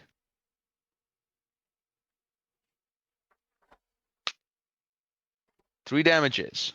3 damages. Okay. Still up, but with a pretty nasty wound. Pierces through the armor. Jives. Salviccio was again immediately kind of drawn to Hank himself. So he goes over to Hank and just strikes up a conversation, and just kind of goes, Hey, I saw that cage over there. It's got this lock on it, and I deal with doors for a living. I'm good with those. and he proceeds to pull out a multi-tool, and he says, Would one man to another? Would you be okay if I just opened this up? Well, you're gonna have to. I misplaced the key myself. I don't know where that dang thing went. But by all means, I've been looking for a new locksmith. So I can help you. here's my card to you. You give me your card, and do some Yeah, business. yeah. You ever have a plumbing issue or electricity or anything? You hit me up. Yeah, likewise, you ever need a sword? You need a machete or hatchet? Shuriken? I'm your guy. Dial 1. Don't forget. dial 1 first. Okay. So, and Salvuccio's, he takes the card and kind of looks at it and goes, Okay. goes over to the case with the tool and proceeds to handyman. Hey, Insert handyman action here. Yeah. Hey, kid, what are you doing? I got the case here. I got my own multi-tool. Well, Listen, Mumbles, get out of here. Get out of here, What's Mumbles. wrong with these kids these days? Kids these days, you only half finish a project. All right. So it sounds like there's a little bit of conflict happening there, but Jives has the multi-tool out and is attempting to unlock the case. Can I hit him with the case? It's chained though. It's chained. Oh, that's right. It's chained.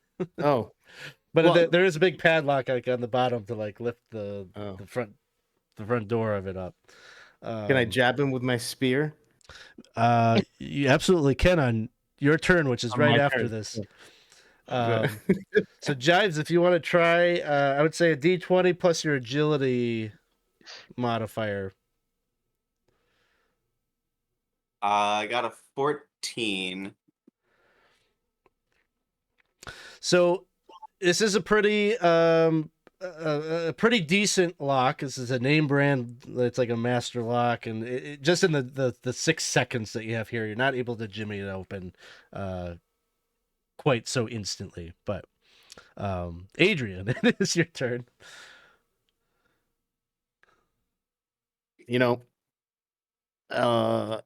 So Jerry sees the slacker kid with the keys, and he's gonna say, "Hey, what's your name there, slacker? Come here." Bruh, it's Malorum. What do you want? Well, here, Oh, open I up got this like- case. But I'm all the way over here, man. Maybe in like 6 seconds. Just move your ass, kid. Come on, move ass. I can't. I just can't. All I right. need a. That's it. I'm just gonna tell him to move. Trying to direct traffic. All right. Yeah. Tux. Tux is gonna he's sitting there looking at someone that this guy that has his like club. He's like, I'm gonna teach you something, sir. He goes, the term in orc is lotar when we attack. And he goes, lotar. And a 14. 14 hits. And what did he say this claw thing was? That was a D6. D6, yeah. Okay. For 6 points of damage. Ooh, you take that one down. There's 3 left. Awesome. He raises up his hands with the claw, and he shouts out. He seems like he doesn't remember that there's no. He's like, there's no audience, but he says, "That's right, everybody. Say it after me, Lotar." There is a camera crew. So would you like to do a grandstanding check? Yes. Roll I roll a d20 and add a personality modifier to this. And thank you, Jeff Boyardee, for the $10 donation to the ACLU. Really appreciate that, and that will give each of our players here another 2 mojo. It's a natural 20, so a 21. Ooh, natural 20. I'll give you 2 points of fame on that one. Lotar.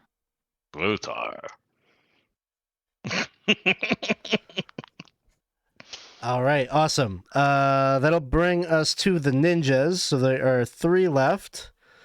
The one that just chucked the shuriken at Adrian, your character, he's going to close the distance, try to attack you with a claw. A 14 to hit. Oh. Yeah. That's my AC. 3 points of damage. Oh, Jerry. Oh, Jerry. Jerry is down. Uh, Kid, move your ass. Gabe, your character is getting an attack. An 11. That's what he needs. 3 points of damage. And Geraldine, the farmer, chicken farmer, dies in screams of pain and gushes of blood. And Jives, an attack on you, a shuriken from across the way. A 9 to hit. I imagine misses. You muted. I got a 10. Oh, it was close. Okay. But it just narrowly misses you and maybe just nicks your finger as you're sitting there with the multi-tool. Talk about a close shave. Lyra, it is your turn. So how many of them are there? There are 3 left. Okay. And then, so what happened to the case that Adrian's character? Oh, it's still locked up. Still locked up. Oh, it's still attached to, so okay. Jives is there with the multi-tool trying to open it up. Adrian's character was trying to direct traffic and then just got knocked down. And so, and Case's character is kind of out in the distance, like where I am. Yeah, like a short distance away. Has the key in hand. Has just been given it. He's pulled out a huge key ring that's on a chain, and he's slowly trying to work the key onto the Yeah, key ring. I'm just gonna be like, "What the actual hell, dude?" And then try to get the key from him and throw it to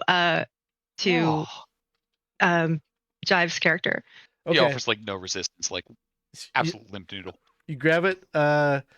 Give a Jives. Make a agility check.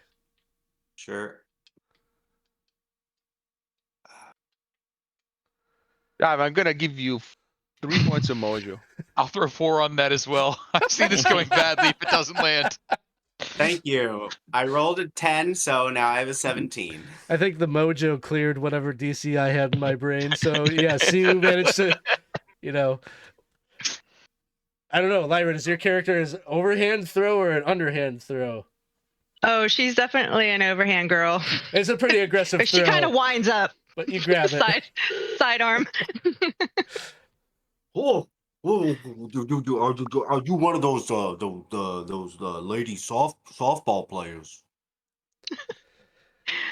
Yeah, but we didn't really have the money to buy that kind of equipment back home, so we just threw rocks at each other most of the time. Hey, me too. We grew up real poor. Oh, I remember that bully used to throw rocks at me. Now he's in the jello. No, they're dead. You keep it up, you're gonna get in the jello. You hear me? Oh. By the way, my character has a spear, a grappling hook, the multi-tool, and a 10-foot pole. If anybody's interested. Any armor? The leather armor. Leather. Leather is better than armor jacket. Oh yeah, that's why he had a 14 AC. So. So I think with this, the keys in hand, there's nothing really keeping you from unlocking that case. And as you open it up, all of the ninjas just immediately stop. There's a little that sounds, and they're like, "Okay, we're off the clock. Thanks, guys. Thanks, Hank." They do a little thumbs up, and they go and they find the nearest no-go door, and they're out of here. Wait, do you mean to tell me you were in the cahoots the whole time? Proceeds to take out Hank's business card and throw it on the ground. Hey, no, this is legitimate business. You notice that some of the things that the ninjas had stolen earlier are among the things in the kiosk already with a price tag and everything. Pretty sure that's my my wife's anniversary sling. Oh, there. This one right here? Oh, Yeah. did that get there? Pink encrusted diamonds, or at least that's what I told her. Misunderstanding. You don't want to know what she did with that thing. Here you go. Thank you very much. And I also think for my pain, you deserve to give me something else. Because I'm gonna now have to go give this back to her. For a limited time only, $39.99 for replica mass immune. Order now No. and No. You're not listening here, young man. Come on, we gotta go get our pictures taken. We got this. Simoon. Yeah. Morgul looks at the claw that he just got in his club, and he goes, and as he walks up to Hank, and he goes, "Thanks," and looks into the camera and goes, "Thanks to Hank's weapons, generous exchange policy, I could get this claw in exchange for my club. Thank you, Hank." he just like shakes your hand and looks into the camera. All sales final. And I think with that, we will segue on over to the Build a Werebear workshop. What are the counts right now? So Gabe's got one guy left. Adrian, you've got two left. I got two. I refuse the answer on the fact that it may target me. Casey's got Same. 3.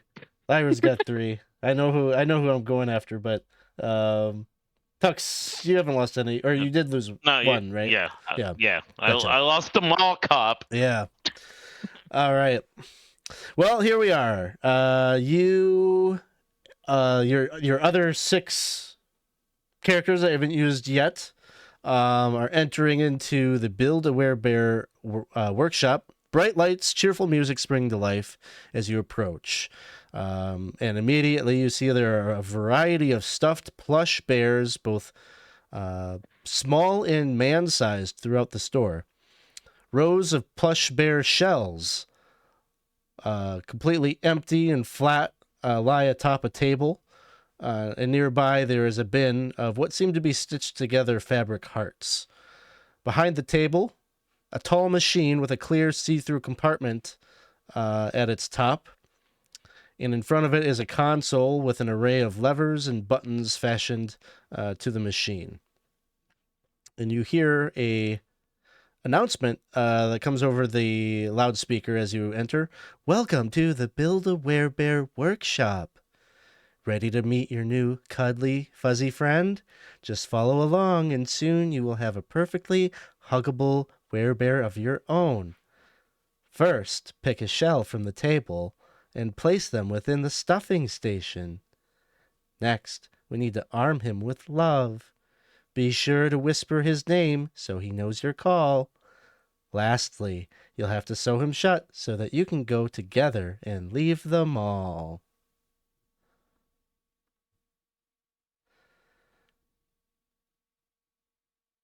So who do we have entering into the Build a Werebear workshop? Gabe, who do you have coming in? I got Augustus.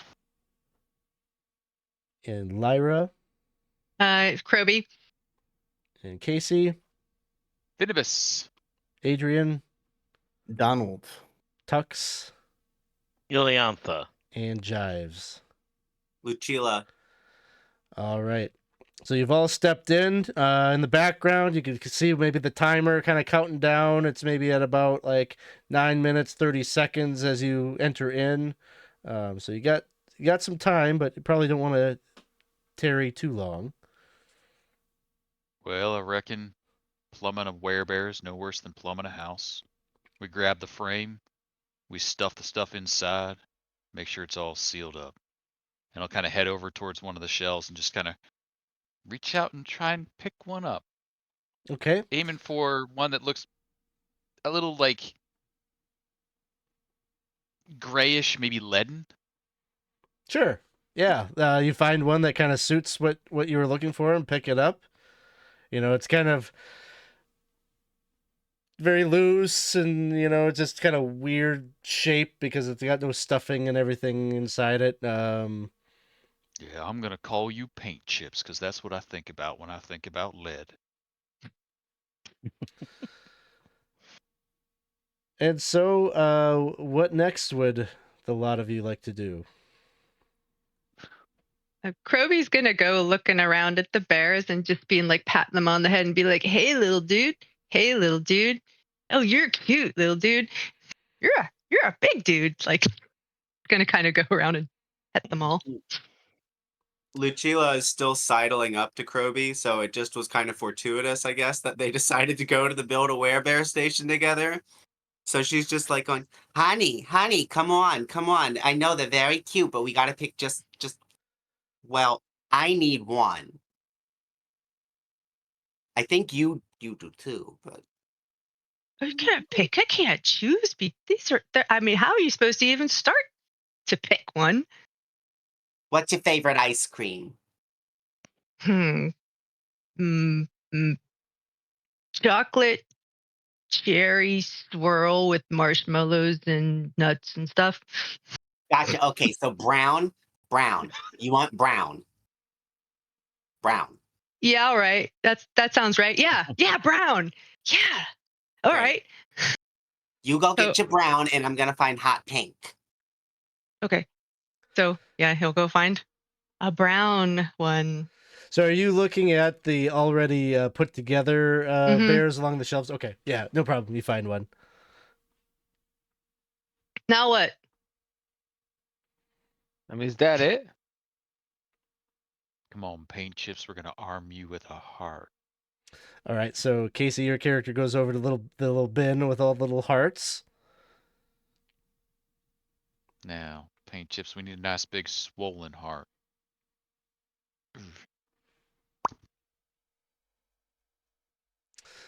So it sounds like you're looking for a meaty heart, maybe the largest one to drop in there.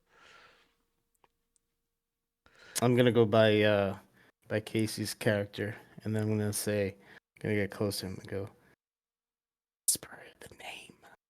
Yeah, it's Paint Chips. All right. Ileantha's gonna look and probably grab a shell too, just in case they need an extra one. Okay. Yeah. Okay. Kind of wander around. And she looks and finds a blonde one. Okay. Yeah. Yeah. Definitely like kind of curly hair and Mhm. Yep. No problem. Do you also go over and look at the hearts? Yeah. I'm gonna see if there's like one that's kind of like mitherly, shiny, and whatnot, Make or a gold. luck check. Most of them look like kind of like a crimson sanguine kind of color, but No, not at all. okay. So she doesn't Ruffling find one. around. So yeah. It takes her a turn to ruffle around. Eventually, next turn she'll give up and get a regular heart. Settle on one, sure. All right. Kroby is completely oblivious to the person following him, so he's just gonna go wandering over to where the guys are with building the bears, and he's be like, "Why did you do? Like, you can just get one that's done. Like, what are you doing?" But he's gonna go over with them, with his bear. Sounds Now, good. don't you listen to them, Paint Chips. All right. So is paint chips going into the compartment? Yes, I believe it is into the compartment next. All right. You enter it in there and take stock of the console in front with the buttons and levers and such. They're all labeled. One reads claws, another teeth, another beak, feathers, stuffing, and so.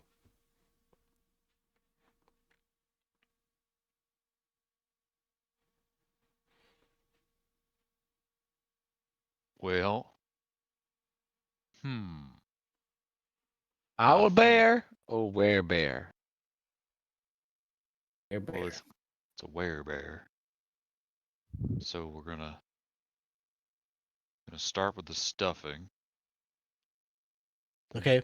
You hit the button for the stuffing. Roll a d4.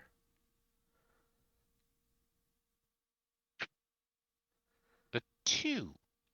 There's like a little kind of hose that drops down with a nozzle and like it kind of aggressively inserts itself into the back of the bear and you hear this and it starts to kind of puff up just a little bit. Seems like maybe it's like activated by like you hold this button down and maybe it would enter in more stuffing. Still looking a little thin. Burn, burn, burn. Hit another D4. 4. Okay, he's looking like a good size. All right, Nice and paint plump. chips. Definitely room for more though. You gotta put First, some we're more in gonna there. put your claws on, paint chips. Book. Hit that button. The little arms kind of reach up and like kind of quickly kind of staple claws onto the little nubbies of the stuffed animal. Oh. Very sharp looking. And there was teeth. Was there teeth or beak? Both. Both. Both. Oh. Well, I think teeth on you, fella. Teeth. Teeth. There's like an arm that reaches up and like grabs the back of the head of the animal. There's like another arm that just like presses down onto its face. Like all of this is like very like industrial and not too comforting for like a child kind of thing, but that's what's happening. Teeth are inserted and now there's this like these big metal fangs. Huh. Well, are we all getting our pictures taken with the same werebear? Anybody else want any input here before I stitch old paint chips up? I mean, it's a werebear. It has to be a part of human, otherwise it's just a bear. Oh, which part here do you think is human? I think your arm. Arm? My Yeah, you're gonna arm? have to infuse the bear with the were part. Just stick your arm in there. And so he'll do like the Naruto, bite his thumb, squeeze a few drops of blood into it. Okay. Yeah. There you go, paint chips. You know, it's funny. They think that the modern sheriff lawman is descended from the gunslingers, but no. The real lead slingers of the modern era are plumbers. And then he'll hit the stitch up button. He's all sewn up. Now we have to figure out what exactly happens here. Give me a luck check. You don't want to roll under your luck. There is a number that you need to hit. There Can might I be beg some. for mojo? You can beg for mojo, absolutely. Can I beg for mojo for paint chips? I will give you 5 mojo. I will give you 5? 3. Oh, 8 total paint chips mojos. I'll give it another 5.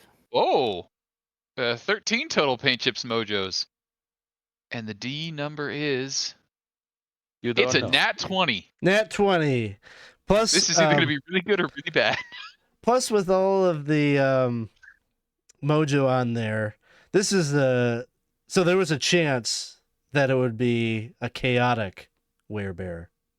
Oh. Like a chaotic evil, but you did okay over by adding the heart. You whispered the name.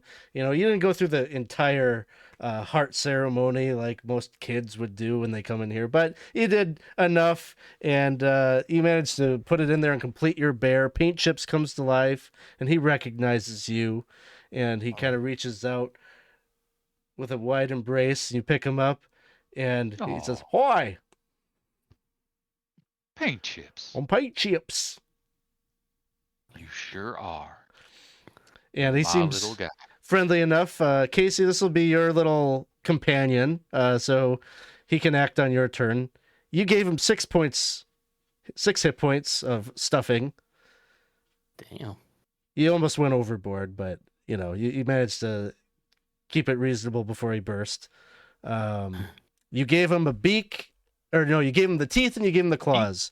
So he's got Claws. a claw attack that he could do that does 1d3 slashing damage. And he also gets a bite attack on his turn, which would do 1d2 piercing damage.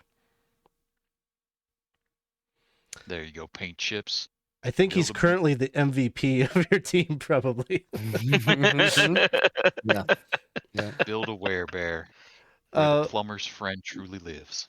but as you complete the bear, all of the lights go out, and Lyra, your character, just moments before that happened, noticed that one of the larger bears in the store started to stir, and it stood up, and you saw that it had a javelin. And right as the lights went out, you let out a blood-curdling scream, and then your character is unfortunately, when the lights come back on, left there in a pool of blood, with skewered by a javelin, just like that audience member earlier.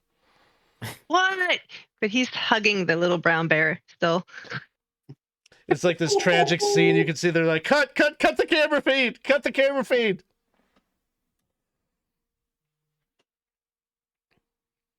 He just says he's like in a pool of blood, and he's just like, I just want to send out my love back home to all the guys back at Woody High.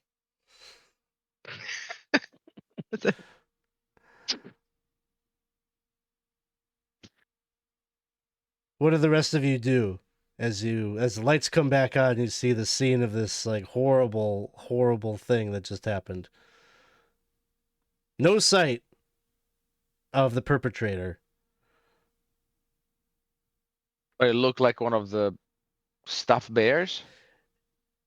Yeah, you can see, you notice as you're looking around, like there's clearly one of the larger adult-sized big stuffed animals that was there in the corner is gone. Number of the bears have kind of like fallen down onto the floor. Clearly, like there was some movement, some rustling that happened there.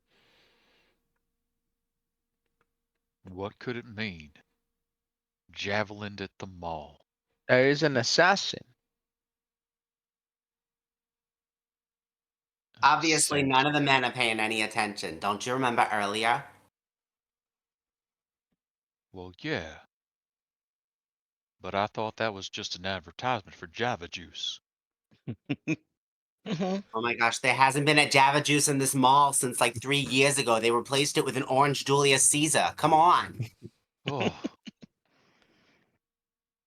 I mean, I do like myself a orange Julius Caesar from every once in a while. Those orange flavored salads, who thought that up? Lucilla, she's very flustered. She goes and proceeds to go over and just like the javelin up, and she's just like, Wouldn't be the first man to fall down on hard times around me. Oh, free javelin. So you got that. Did you take my armor? Because I have chainmail. Oh, I'll take that. Oh, I'll never forget you. Oh gosh, what was his name? Joby? Joby, like the singer, Bon John Joby. Bon John Job. Ilianthe puts her riding crop on her shoulder and she looks down. She goes, "Oh, that is quite terrible. Anyway, Awesome. So if we have some time, could we stop by the Bon John on the way down the mall? I know it is a little bit of a jag off the side there, but like I think we're done here. I mean, I guess that's what we're Yeah. supposed to do. We made a bear. Yeah, how much time do we have left? It's like ticking down. There's like 3 minutes left. So I think we're Let's at the go. point where you all can reconvene with the others. All the items are in hand. It's time to head on over to the photo booth, which you'll be able to pose and take a picture with your items. And the photo booth will turn into an elevator that'll bring you down to the food court.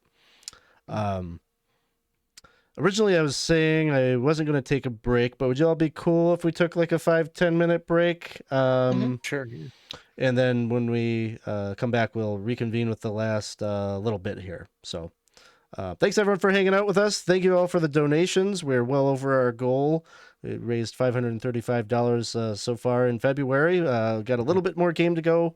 We'll take a break, 10 minutes, and we will be right back.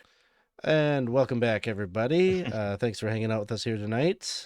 We are we're more than halfway through this, but we've got maybe an encounter or two left in us here tonight. We're playing XCrawl the Mall.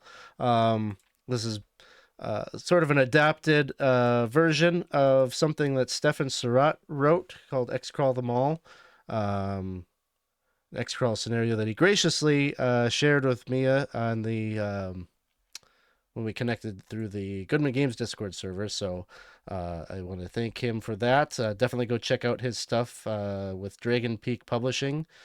He's got a lot of different scenarios out there that you can check out. So if you're liking this and wanting more stuff to plug into your DCC, your MCC, really a lot of varied stuff that he's got out there. So go and check that out. We are at the point here where our characters have just unlocked an elevator that is taking them down into the food court. And you all, as the elevator brings you down, you start to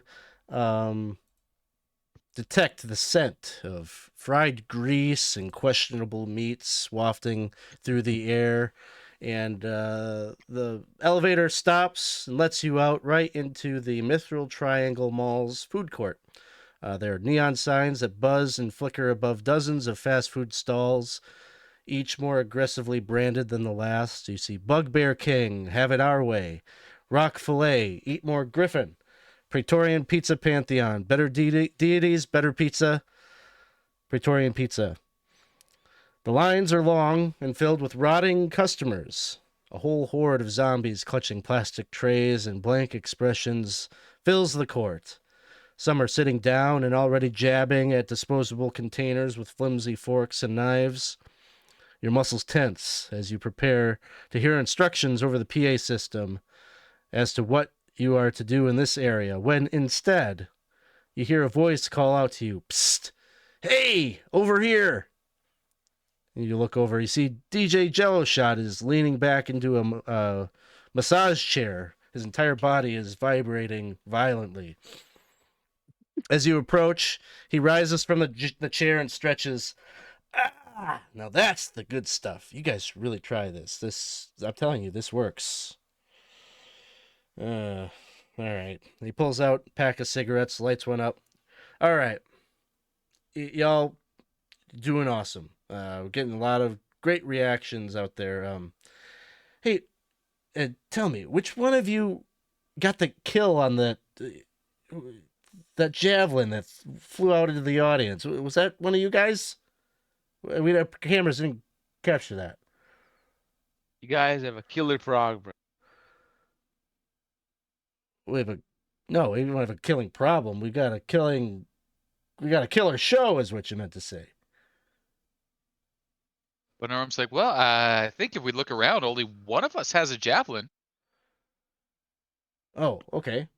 Well, it solves it. So it was you? Pointing over at Lyra, your character with the javelin. No, my character's dead. Yeah, that her character had the javelin through. Oh, okay, so it was that person? Yeah, okay. He had the javelin himself, too. Problem solved. Then, in fact, my other character's like, hey, where's the big dumb guy? What happened to him? I'll never forget my darling Doobie. I don't think that was his name. Is that his name? You don't know him like I do. Yeah, you're right. We shared something real for a whole 10 minutes. Yeah, you got a real problem here, DJ Jello Shot. It's not fair, We're completing these tasks and everything, and then all of a sudden, one of your creatures, kills our people. What are you saying? You're accusing me of not following? I follow the guild regulations to a T. What are you accusing me of? I don't think you have a handle of your own operation over here. What? That's outrageous. He's like looking around and he's like, okay, there's no cameras here. Hey, what gives you the right? Huh? Who are you? You're nothing. Faustina steps forward and says, I'm sorry, I am a representative from Morgan and Jovanovich. We are the Whoa. leaders in personal injury in the region. And I'm here to tell you that I have all of the facts. I'm going to get this brief filed by 9 a.m. tomorrow. Whoa. Okay. What I meant to say is, thank you for bringing this to my attention. I'm going to look into that, and I'm sure something got caught on camera. And we are just as concerned about this as you are. I'll talk to my producer, okay? But in the meantime, That's more like it. Okay, play hardball here. Fine. Look, we got to move on with the show. I'll deal with this, and we'll talk afterwards, and we'll get this squared away. You know, if there's, we'll figure it out. But he's looking around. He's like, "Oh, see a couple of you eyeing up these zombies. Don't worry about that. I got something better. Something better just came up. More money, more recognition, and a chance at sponsorship from the mall's security company." Well, and Mars is going to step forward and say, yeah, speaking of that, like, where's all the treasure? Like, we haven't even had any treasure. Well, you can pay it afterwards. Don't listen to him, paint chips. Look. Who's that? Hey, you want some treasure? Here. He's got this little bag next to him, and his backpack. He unzips that. He's handing you all fanny packs. He says, "Here, these are complimentary from Mallsack. Mallsack fanny packs." Fanny packs of holding? They hold a little bit. Yeah, but How much you want in your fanny? Look, it'll put all that fanny can handle.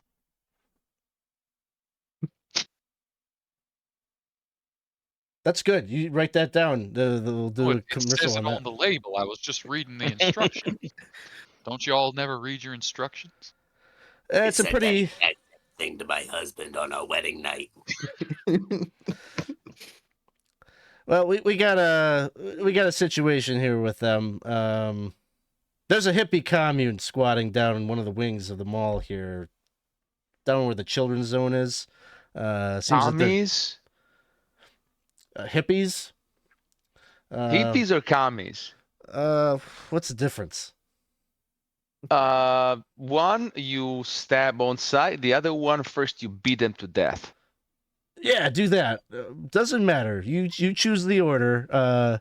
We just need them out of here, and Mallsack will get you get a sponsorship deal with them. Root them out. They're living in the children's zone castle. There's only one problem. There's 4 or 5, I think. No, that's what I'm talking about. They're just hippies. There's no glory in killing hippies. You want sad face makeup then for that? I'll give you a little teardrop. Just look up a little bit. I'll give you a teardrop for it. Teardrop? I mean, can you give them some nice props, like a nice armor, fake weapon, stuff like that? I will dress it up with like a medieval style, like here comes the heroes. They're going to, I don't know, storm the castle gates and vanquish the Black Knight. I don't know. I'll dress it up somehow. You don't worry. We'll fix it in post. Yeah, put some like flaming dragon behind them, but it has to be old CG, of course. No. Yeah, CG. No? Okay, got you. Why do we have to get rid of them? Like, what's in it for us exactly? Because I don't see how they're causing any trouble. Well, they're hippies, man. Yeah, they're hippies. They're only one step better. Those than people commies. ruin the whole society. We cannot allow them to fester into us. There's a reason they're called dirty hippies. Yeah. This is why you all should have voted Dukakis.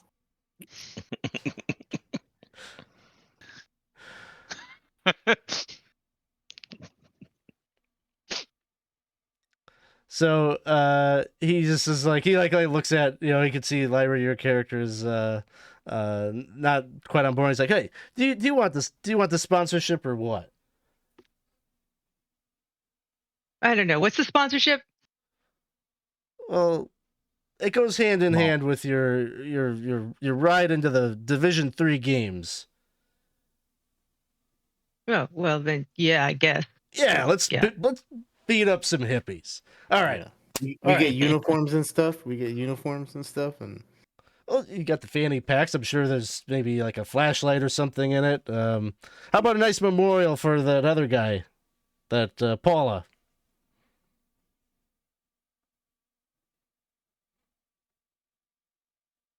How about a nice statue? Jezebel? A statue of the orc Okay. with the But javelin stabbing Yes. him like this. Yes, I like got it. that can be I got it. arranged. I got it. We'll all wear the same color fanny packs in memoriam. Now, what color are those? Perfect. That's exactly the color we wanted. His favorite color was brown. It wasn't. These happen to be brown fanny packs. His favorite. DJ Jello Shot is looking around. He sees that the models are approaching with more complimentary Jello shots. He's like, "Oh yeah, take these. Make it look like we're about to go out live in 10. Make it look like we're having fun and music." And then all of a sudden, all that like blaring like rap rock music starts playing. He's like, "All right, we're back!" And he does a whole thing and explains where you're headed as you're being kind of ushered down the mall halls once again. As you're being guided along the way, you can see there's a couple of like local news outfits, just like a reporter and a cameraman that are like trying to grab some of your characters for a quick interview. And Tux, Mm-hmm. one of your characters, whoever has the highest personality, is pulled aside, and there's a young woman there that's saying like, "Hey, nice work out there with those derby girls. Anything you want to say to those to the audience out there? How are things going here in the XCrawl games?" Morgul steps up and he's like, "They are going great." He goes, "I have been teaching the audience the wondrous terms of orcish, to be able to cheer us on." He goes, "At one of my great victories, I taught them Lotar as a cheer." And give me a personality check, quick.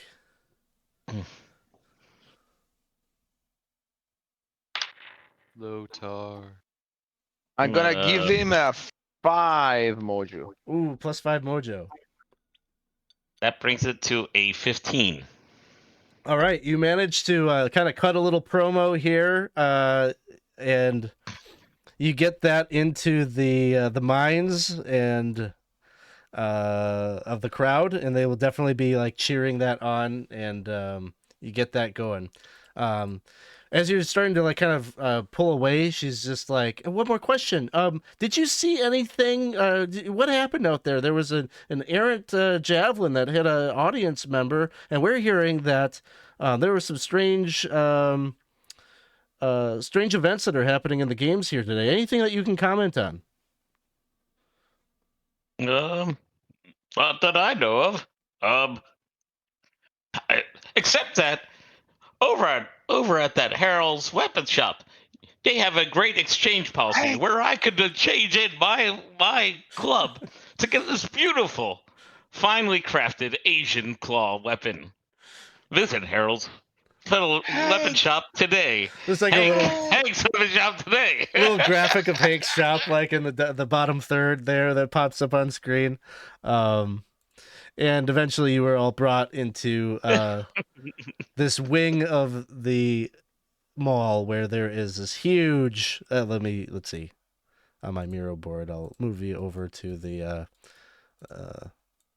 castle that you need to storm. Yes, there it is. And as you enter, you can see that the play area is set up.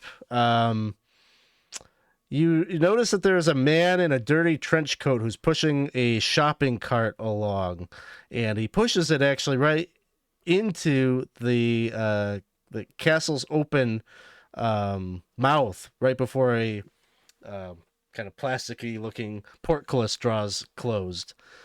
Up on the second level of the play castle, there's a red-robed man who stands flanked by two individuals who are wearing kind of that like crude plasticky, like strapped on armor and little like plasticky swords. And he declares to you, "We rebuke Saturn and claim this abandoned kids' play area as our right of conquest. Remove yourselves or be removed." And then he withdraws. He scurries into the castle out of sight. And suddenly you hear DJ Jello Shot's voice over the loudspeaker. Could it be? Our stalwart heroes have arrived to storm the gates of Castle Woodstock. They must storm the gates and enter within to defeat the evil knights who trespass within. And with that, you can roll initiative. I have a quick clarification question. Yes. Did one of us, maybe the fellow who gave up his dagger, get to hang on to Masamune? You have it. It's like a replica, like not effective weapon, but you have it. I mean, it's better than barehanded.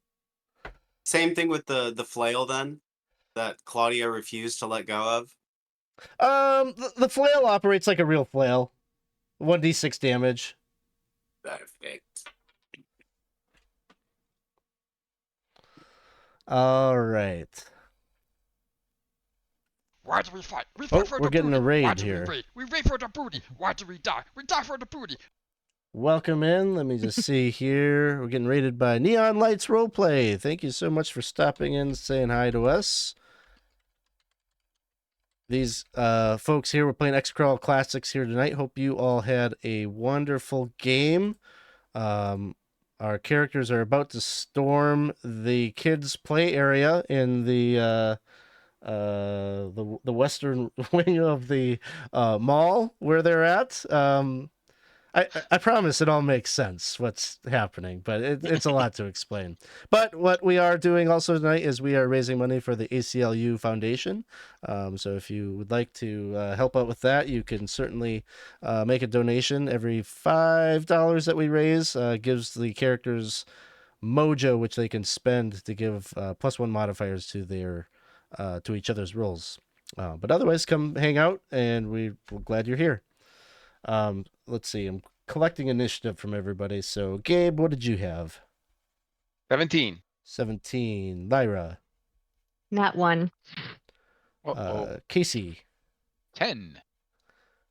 Adrian. 15. Tux. 20. And Jives. Also 17. All right. That will be, we will start things off with Tux,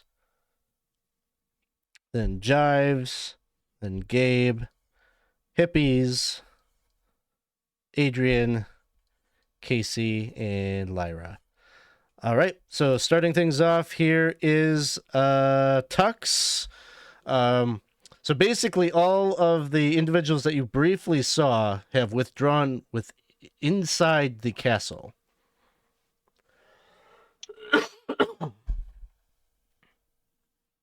The portcullis is down over the entranceway to the play castle area. Strewn about, there are like shopping carts and kind of just like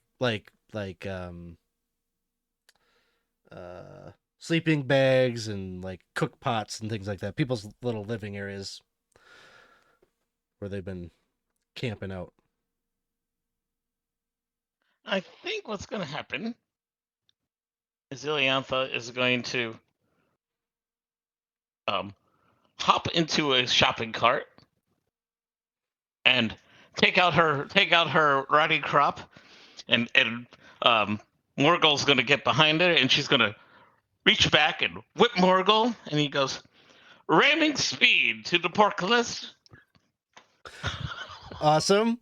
And he whips Morgul. Morgul's gonna run as fast as he can with her to smash the portcullis with the shopping cart and break into this castle. So as you get over the bridge, You notice like there is some heft to the shopping cart, so it does make for a suitable ramming object. And so as you clear the top, and the momentum starts to push forward, give me a strength check, and I'll give you an additional +2 bonus to that from the assist. Is that going to be Morgul's strength or her strength? The one who's actually pushing. That'll be Morgul's strength. You get a +2 mojo from me. So let's see. That is. You said it was +2.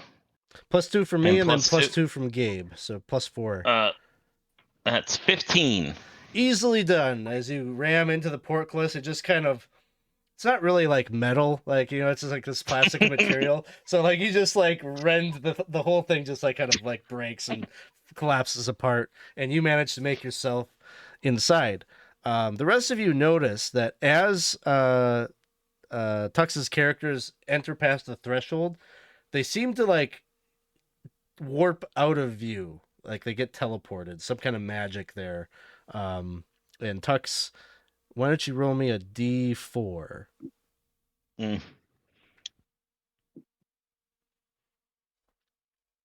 A 2. Okay. Maybe I'll hold off on telling you what you see until more people are inside. So very good. Jives, you're up next. Well, so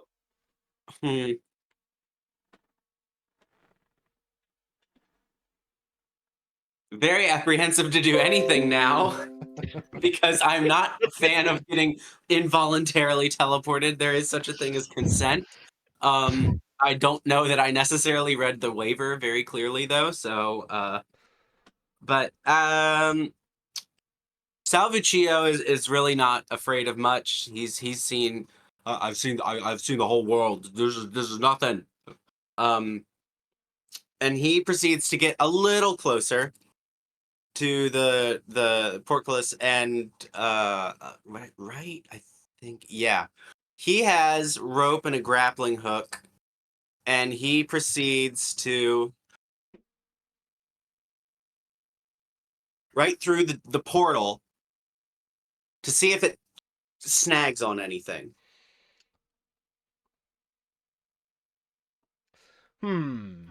Give me a luck check. Roll under your luck. Everybody wants to help me. 5. I'll Oh, give him lovely. 5. I'll give him 5 too. Okay, well, I rolled a 10. My luck is 9, so now I've got -1. So you pass. Oh wait, it's not like spillover rules. We're not doing hex code. Well, how much was added on there? There was like So 4 here. I don't know what you're talking about. 5. 4, So that was 5, 9. 9, and then 5 from Adrian. So there's a lot there. So I'll give you something good. You wanted to snag on something, right? Possibly. It snags on something. It feels like it's snagging on something that's actively moving and kind of resisting. It's like you got a big fish on the end of your line. What would you like to do?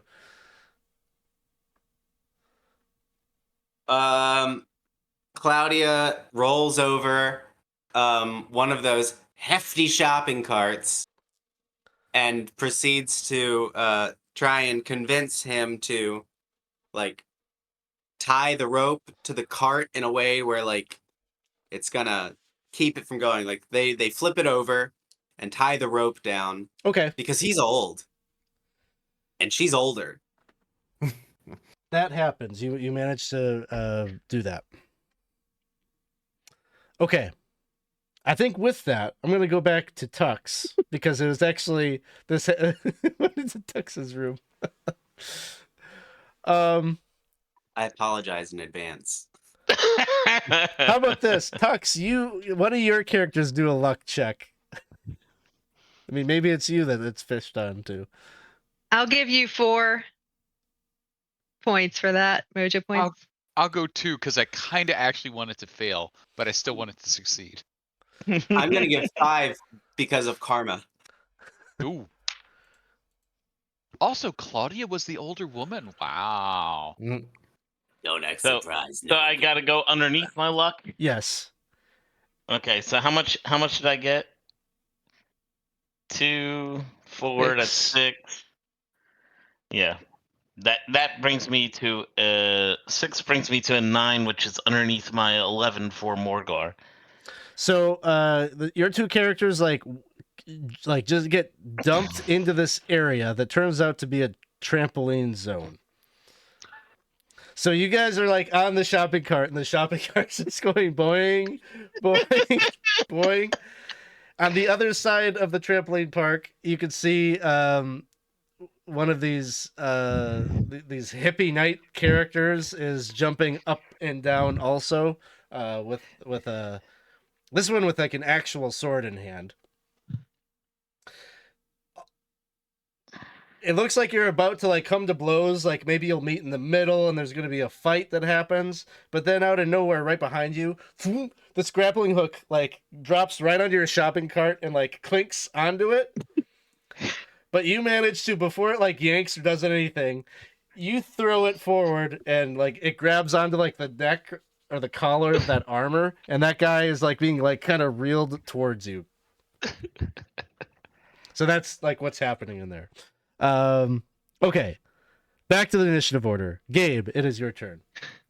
What is that green stuff that I see on the right corner of the picture there? Is it like a fake tree? Oh, I don't know. Let me look at this picture. Sure, there is like a fake tree there that is, we'll say, like maybe 12 feet away from the castle. Okay, so Augustus is gonna go there and try to like pull it down to use it as a rampart to climb up top the balcony. Okay. Yeah, we'll say no problem. You drop it down and give me an acrobatics check as you try to use it as a balance beam to get up there. Net 20. Okay, easily done. You're right up on top, and now that you're up here on the other side of the wall, you can see that there are two contraptions that have been set up like catapults. One close to you, and the other on the other opposite side of the castle. They both have flaming piles of garbage that are currently loaded into them. And then there's also a kind of like a central central keep where there's a set of double doors.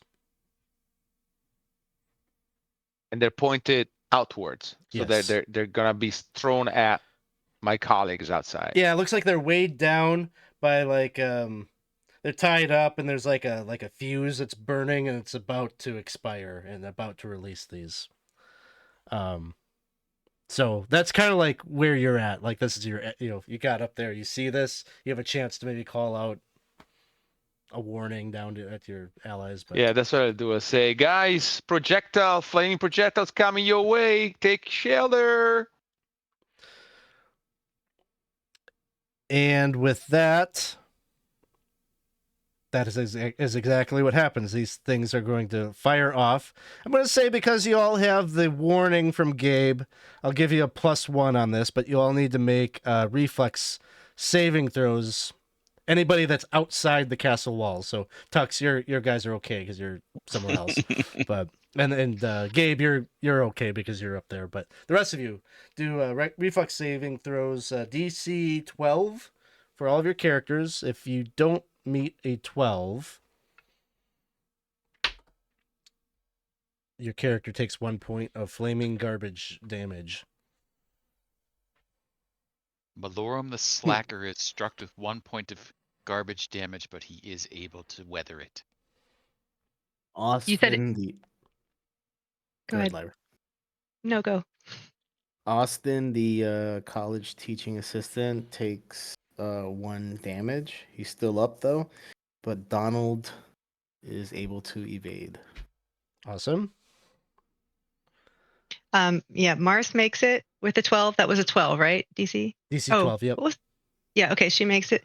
And Faustina does not, but she's still up. Okay. Sounds like no real casualties. No one goes down as a result of this, right? And then inside, Tux. Go ahead. I was saying I'm not in the castle. Am I? No. Yeah, okay. That's what Claudia got hit for 1 damage, and she's still fine. But Still the fine. other 2 evade. Perfect. The one combatant, I guess, in the room with Tux, is kind of pulled towards you. Is going to try to take an attack at you as he's bouncing towards you, but I'm going to say at a reduced die because of the grappling hook. So we'll give him a D16 on that. And actually fumbles that one. And that's a 3. Our first fumble. First fumble, I think so.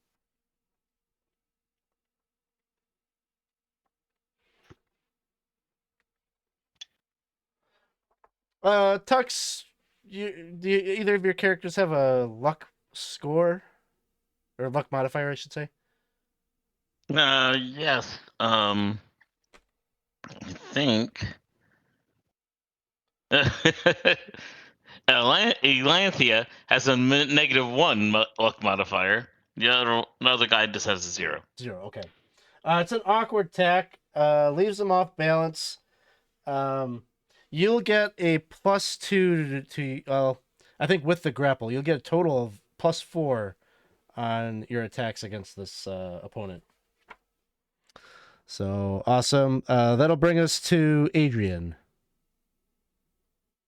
I'm gonna use the tree to get up.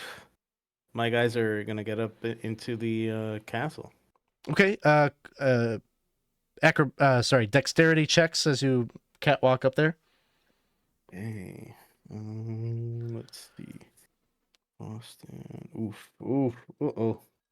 Donald may be in trouble. It's not a very high DC. Okay, so Austin had a 12.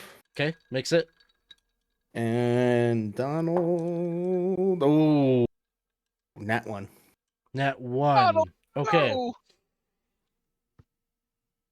Donald is going to slip and fall.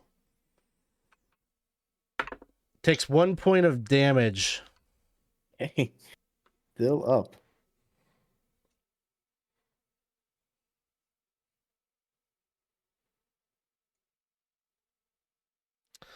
And so your character that makes it up there can see that both of those catapults have ejected their contents. And basically the one thing that is up here to do would be to like enter into the central tower, which you could do on like a subsequent turn. Okay. All right. Donald, he can't go through the front, right? Because then he'll warp into some other area, right? Well, he can go through the front end, then he gets to warp into a new area. It's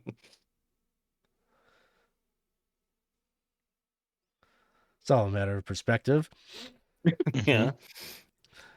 It would be an opportunity for him to know what it's like to like successfully like do a rapine of some kind. Because No, that's true. I don't see time. Yeah. That'll bring us. He's gonna go through the front. He's going to go through the front. All right. He's gonna go through the front. Roll me a D4. 4. 3. 3. Okay. You enter into an area where you can see that there is another one of the hippie knights is in here.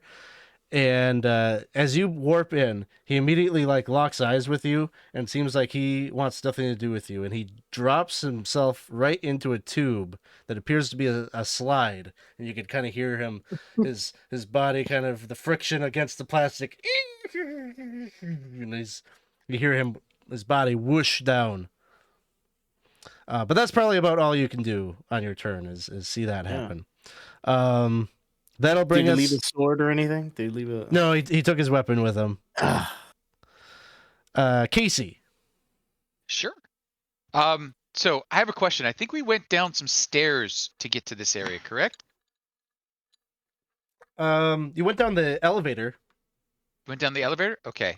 So at exits, entrances, and stairways in malls are fire hoses.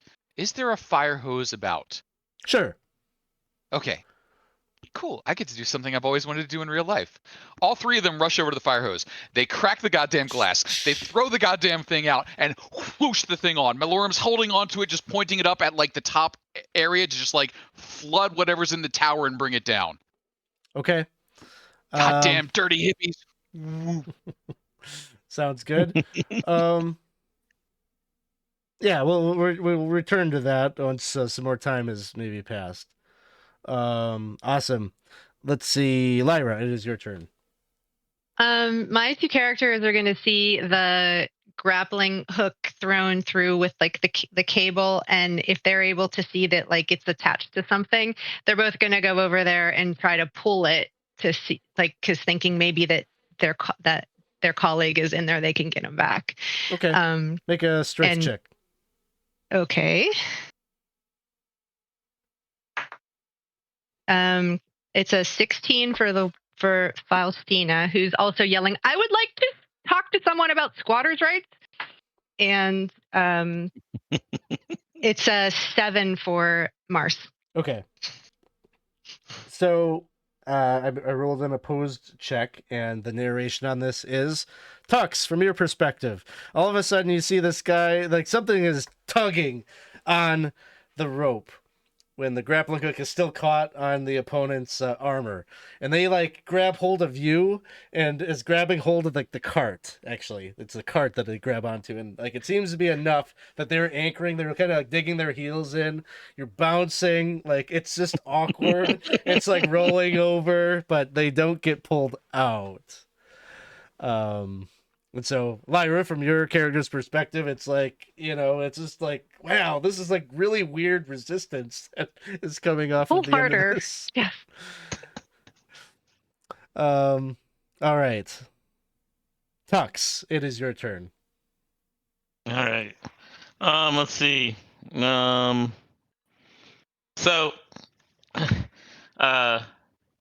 Iliantha is now turning around and looking very indignant, and she's like, and starts whacking the guy with the whacking the guy where he's hitting, where he's holding on to the cart, and she's like, "No extra riders on my horse! Come on, man!" So she's gonna wail on him with the riding crop, like on whatever he's holding the cart with. You get a +4 on your attack. So that would be a 19. All right. You can deal some damage. Like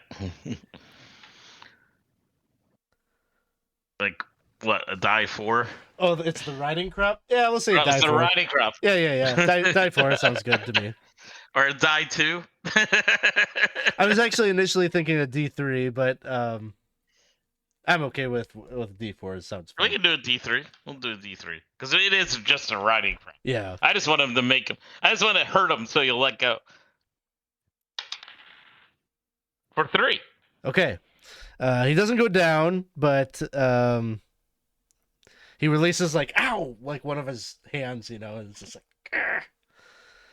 Come on. Squatters' rights, man. And Morgul, who he keeps one hand on the cart and he has the claw thing, the wondrous claw thing that he got from Hank's Weapons. He goes, and he's gonna like sit there and go, "Get off the cart!" And that would be does he have a +4 also? Yeah. Yeah. So that would be 18 hits. For 2 points of damage. So he goes down. His other hand, ow, and he's being pulled on by the rope. So Lyra, your character, all of a sudden, oh, we're reeling him in. All of a sudden, the body comes flying out of the mouth of the castle, and just like you see this individual totally knocked out, cracks their head on the mall floor, and is out cold. That'll bring us to Jives. Salvatio and Claudia are still trying to figure out what's going on. They're gonna start pulling the cart real hard to figure out what the heck, because Claudia is convinced now that the treasure, that whichever the little one was yipping about earlier, this is it. And again, she came here to do anything because she's bored.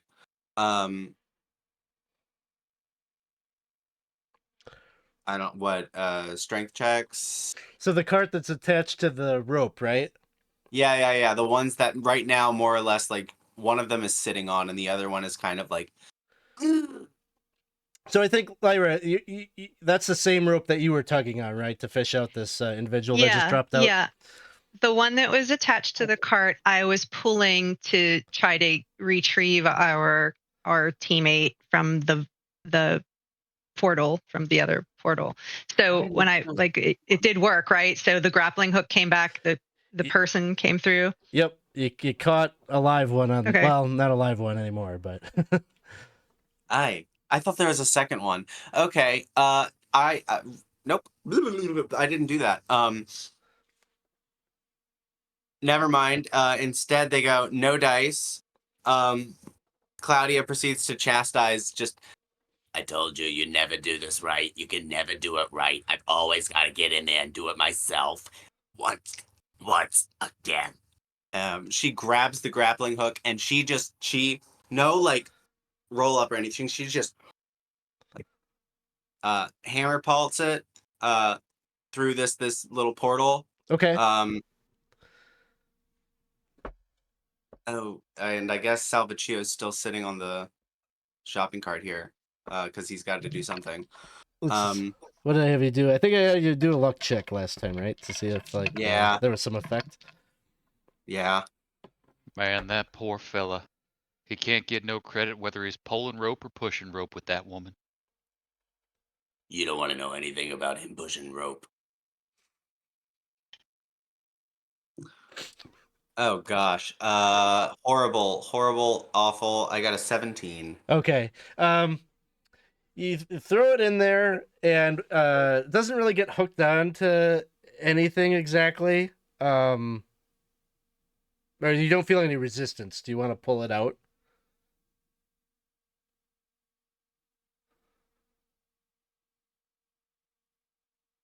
Yes.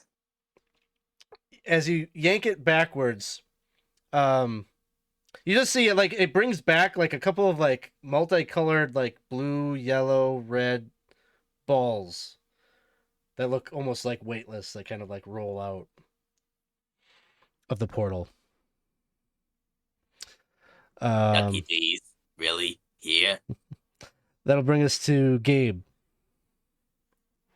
Okay, so Augustus is on the inside of the balcony, is gonna look around, try to find the adversaries.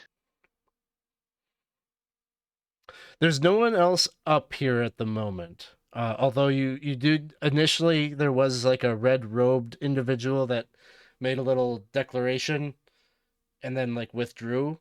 He probably went into that central tower. And that's what it'll do, is follow and say, here we go, to the leader. I take down the leader, we're win. As you enter through those doors, it brings you into what seems like an impossibly large room for the space of that tower, on the outside. But nonetheless, it is a wide room, dark, just kind of a low bluish light about, and all around the perimeter are these old arcade consoles. Some of them seem to be out of order, some of them still blinking to life. wanting to grab your coins. And at the far end, you can see that the red-robed hippie is at a kind of a joystick console, and he's like, but there's no like screen or anything. He's facing you. And as you enter, you can see he's like, and you hear this like mechanical sound, and you look up overhead, and there's like a crane arm that is moving. He about. jumps to the side. Give me a reflex save. I'm like, nope. Reflex. I will give you 5 mojo points. Thank you. Appreciate it. I'll throw 2 on top. Yeah, I need all you can give me because I rolled a 6. So 6 is 2, 8, and 5 is 13. I think you're at 16 by the time we're done. Okay. You 2 made plus it. 3 plus 5. You needed a 13, so you overshot it a little bit. Arm comes like down to try to grab you. You do just what you said. You dodge out of the way, just in the nick of time. So that's just like your reaction. Like you enter in here. Anything you'd like to do with your action? I lob a spear at him. Okay. Make an attack roll. 17. 17 hits. What is the damage on the spear? I believe 6 it's a or 8? D6. 6? Okay. Oh, I'm sorry. D8. Maximum damage. 6 plus 1, 7. 7 points. Right through his chest. You can see he gets knocked backwards, but he manages to pull the spear out, and he's not dead. He looks grievously wounded, but he's still up. All right. That'll bring us next to the hippies, which I think the only one I actively have here doing anything would be this guy. So he's again going to use the claw. He pulls the spear out, and he's like moving this claw over to you. Make another reflex saving throw as it again tries to... I'll throw 2 more at it, but I'm starting to get low on mojo. I don't know how many mojo I have. We all started with something like 32. No, I'll throw 5 at it because I haven't thrown much mojo around. I think we started with 37. Let alone what else you've gotten since... Well, no, I mean, that's the high. Oh, yeah, no, so plus 2, actually. So it was, a total of 39. Thank you, everybody It's out been a there. very That's generous awesome. night, so there's been a lot of mojo. And people at this table, too.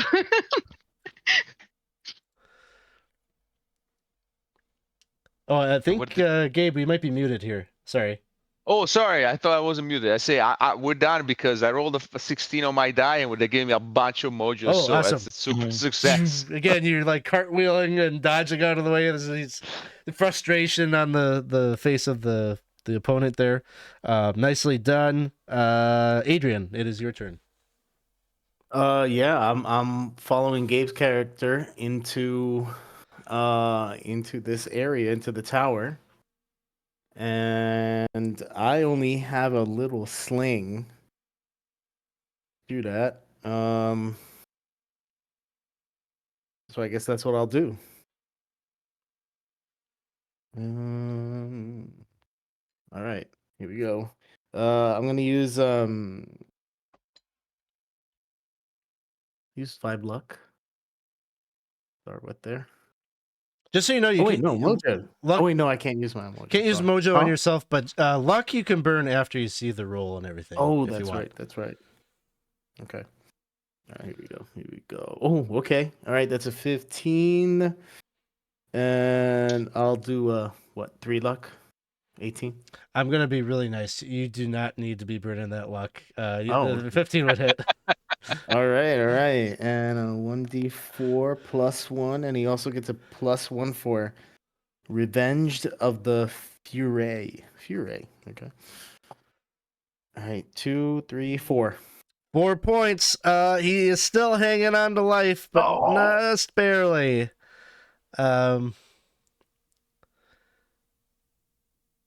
Is that everything for your guys there, Adrian? Yeah, that's it. And Austin will Oh no, I'm sorry. That was Austin. Okay, Donald is gonna go following the hippie through the little chute. Oh, that's right. Yeah. So you go following down, and of course, he's at the bottom, waiting, just like a big brother, to like kind of stick a sword right through your gullet. Donald Bob. Oh, Does a? Well, that's not very good. That's only.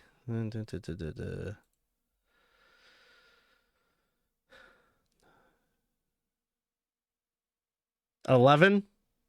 Oh, that hits. That hits. Okay. Yeah. It is 4 points of damage. Oh. Do we got to Bye, get the RIP stamp on that character? That will bring us to Casey. You're loading this thing up with the water.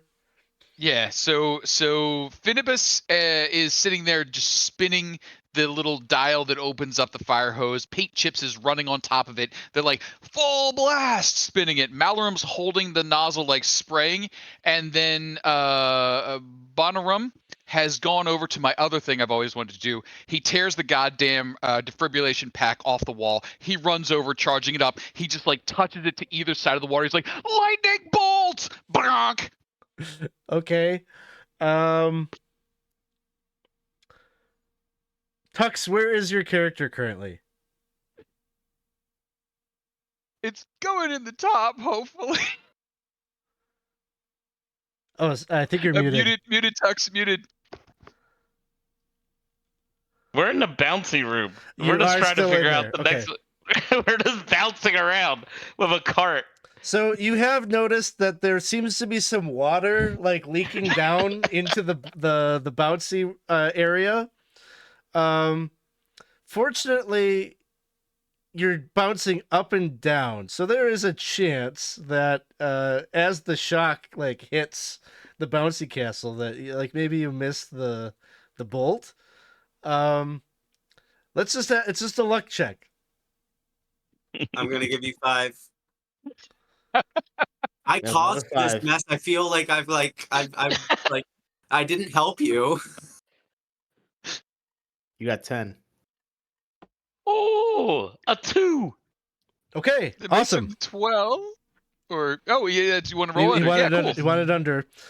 So as you bounce up, you just see like sparks everywhere, like underneath you, as like there's a water is like soaked into the room, and it kind of sparks a flame that like kind of catches, and like the room is starting to kind of smolder, and you could smell smoke from other areas of the castle.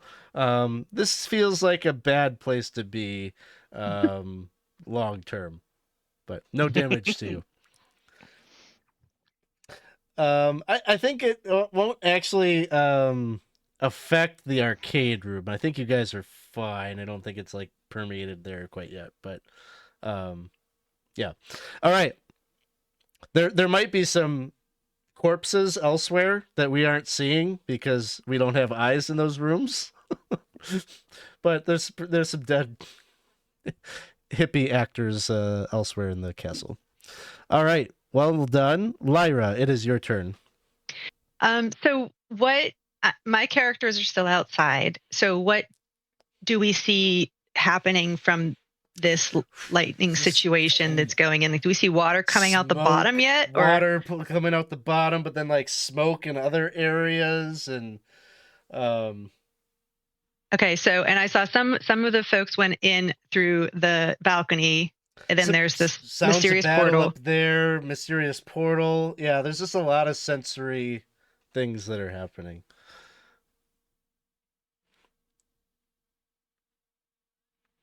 I think that let's see, probably probably Mars would go and try to take her grappling hook or whatever one is available, but she has one as well, and throw it back into the portal to see if they can get the right person this time.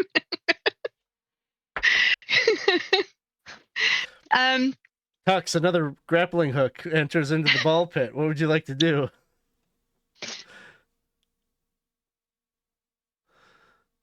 It looks the same as the last one. Wait, you're I think you're muted. muted again. I will grab it because the next thing that was going to be ordered was to actually get out of here. And then Lyra, you're pulling. Yeah, I'll have both of my characters try to pull again. Whee! Shopping cart comes flying out of the mouth of the castle, and Tux's characters are gripping on, and they are free and out of the castle. So it's an 18 for Faustina and an 18 for the other one too. Yeah, sounds great. You yank him out of there, no problem at all, and he's safe. What were you doing in there? And Alex, Canadian Ancient Gamer, another $25 support to the ACLU Foundation. Hey, awesome! Thank you so much for the donation. Appreciate that. That equates to another 5 points of mojo to each of our characters. So awesome. Bringing us up to $560 raised for the ACLU. Thank you so much.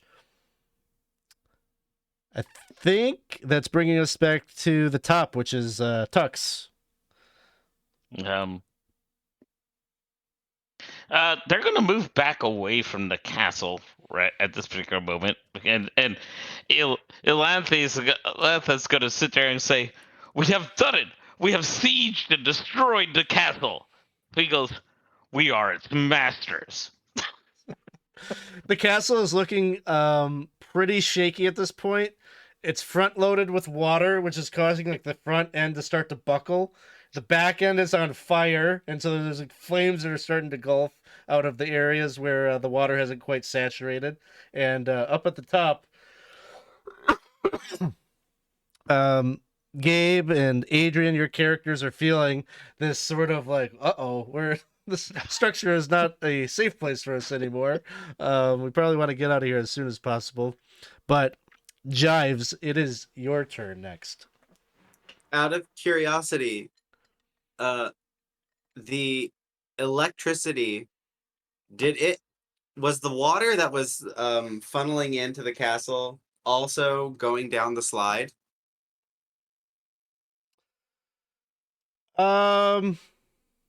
Yeah. Does that mean that the hippie that was down there also got electrocuted? Probably. I'm going to say yes. Okay. It's one of the bodies. There's a number of hippies that we have not seen, and that one's probably one of them. Is there a hidden hippie?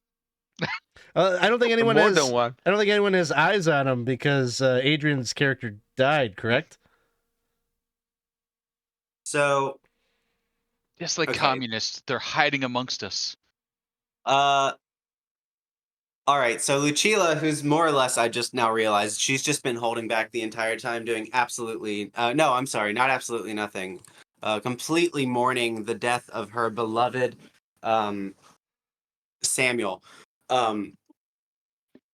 She still has these oil flasks, and she sees a fire.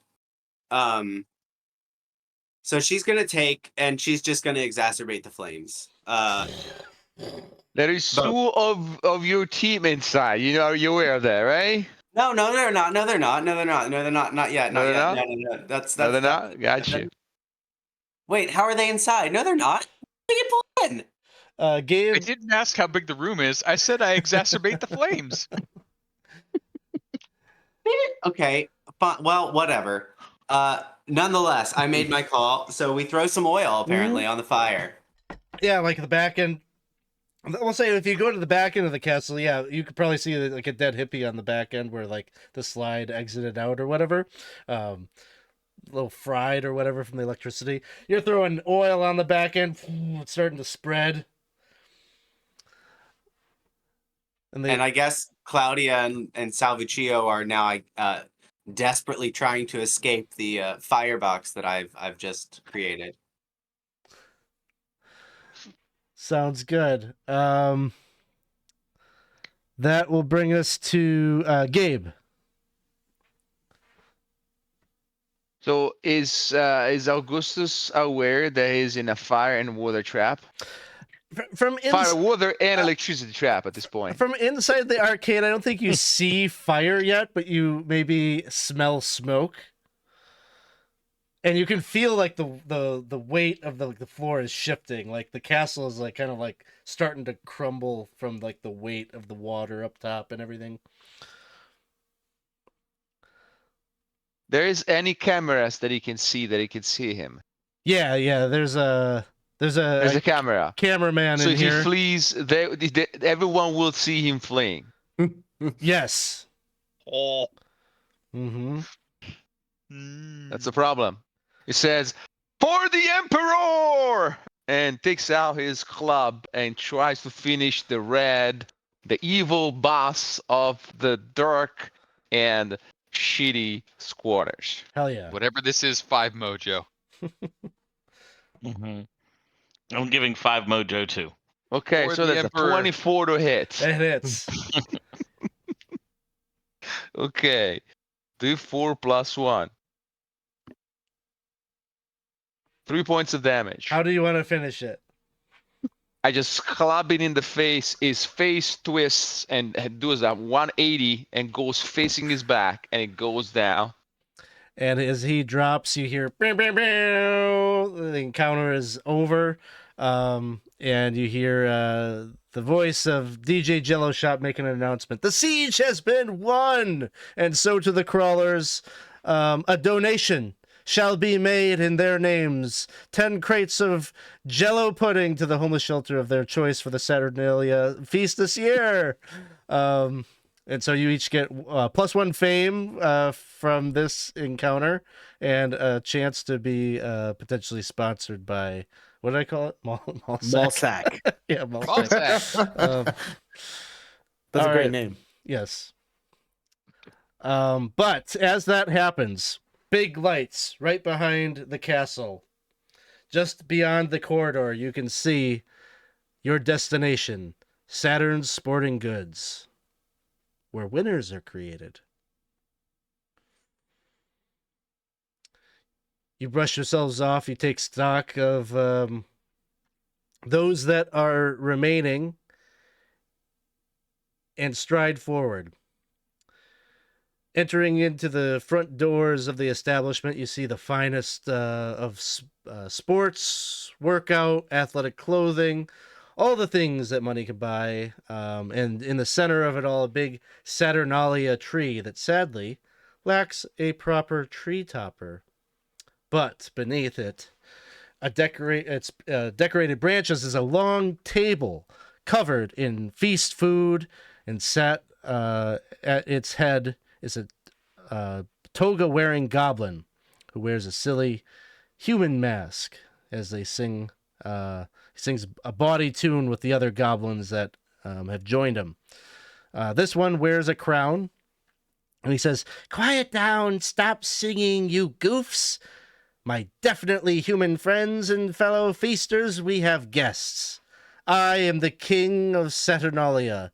I bid you welcome. Please come and sit at my table. I am sure that you have brought gifts."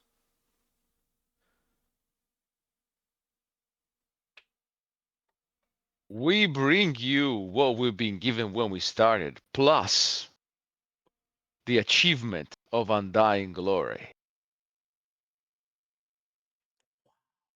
Can you wrap that up and put it in a package for me? Sure. Who's got the topper? We're giving one each, right? Or no? You have one. I don't know who would have grabbed it. Oh. Just to maybe facilitate the decision-making process, we'll say, Gabe, it was you that. Okay. Your character has it. Then I will say, here it is. Bruh. Bruh, remember you need to put that on the top of the tree there. We're not. How about you do it? But Who's the right person to do it? we will get to that. Not so hasty. Please sit and Oh. eat. We must trade gifts. It is the custom of Saturnalia, after all. And you can see, like, in front of each of the chairs around the table, there's like little wrapped gifts with bows on them. And there's enough seats for each of your characters there. It seems like this has all been kind of prepped ahead of time for you. Wow. Please sit. Nothing but doing it. Valorum sort of slumps down into a chair.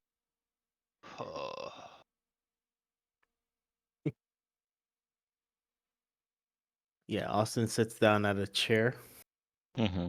I think both of my characters, they just the one walks up like looking like, yeah, I'm totally doing this, and then Faustina just walks up very primly and properly and sits down like she's ready to start a meeting. Sounds good. Any of you not sitting down? No, all of us are sitting. Well, my two characters are sitting. Sounds good.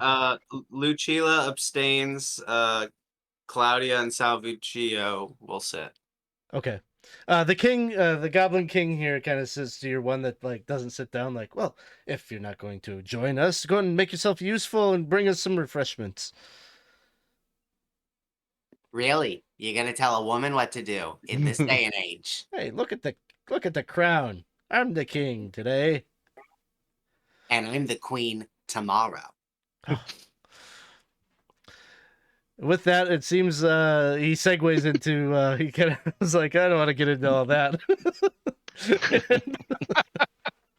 He said, please open your gifts, and all of you start unwrapping what do you have in front of you, and each seems to be this is part of the custom of Saturnalia. You all have like little wax figures inside your boxes that are molded into the shapes of seems like mostly famous X-crawlers from like Division 1 games, like really epic top tier athletes. And they're pretty good. They're pretty good likenesses. You're kind of admiring them all. And you'll go and you look, the goblins are opening theirs as well. And the king of Saturnalia, he opens his, but he just has like a very confused look on his face. And he lifts up out of the box this figure, and he's just like staring into it. What is this? Why, is this Bill Tokarski? AKA Scare Bear? He hasn't been seen in XCrawl competition since he was caught rigging traps against his competition Memphis Crawl 9. Banned for life, but why? And you just see like this big machete right through his chest as he's coughing up blood. And suddenly there's this loud clanging noise from behind you all. You watch the cage gate of the storefront drop down over the entranceway. And the lights start to flicker like a horror movie.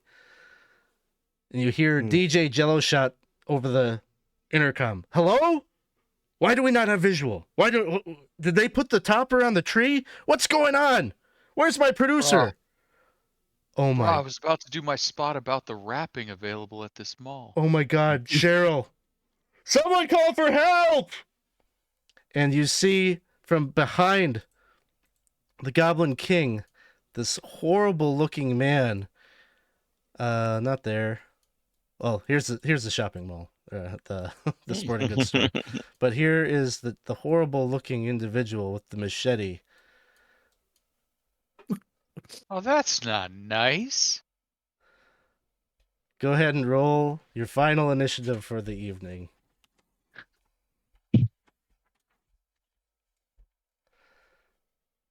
I would like to give Tux 3 mojo towards whatever this is about to be. Ooh.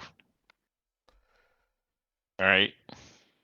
All right. Tux, what's your initiative? That would make it a 22. 22. Oh, wait, Hey. no. Wait. A 24. 24. All right. Casey. A 6! Lyra. 7. Jives. 15. Adrian. 6. And Who am I missing? Gabe. Gabe, 16. 16. All right. So the order goes Tux, Gabe, Jives, the Too Many Cooks killer, Lyra, Casey, and Adrian. All right. Tux, you are up first. Let's see. So,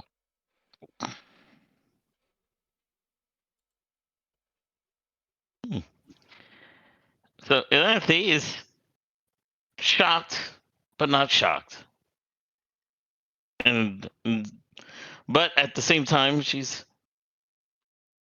shouts out, "Get the topper on the tree so we can get out of here!" And she's gonna sling a bolt, a bolt at this, or use her sling on this bear thing that has come up. Yes. Ooh. And we'll only roll an 8, and we'll probably miss. That one will miss. Next up is Gabe, who has the topper. So I think Augustus is gonna be torn between doing an heroic action to disarm this evil guy and actually put it on topper on top. Is Malum next to him? Sure. So I look at him and say, "Kid, now is the moment where you unplug your ass and you put this on top of that tree, and you do it right now, because I gotta save the day." He just holds it up to him to take it.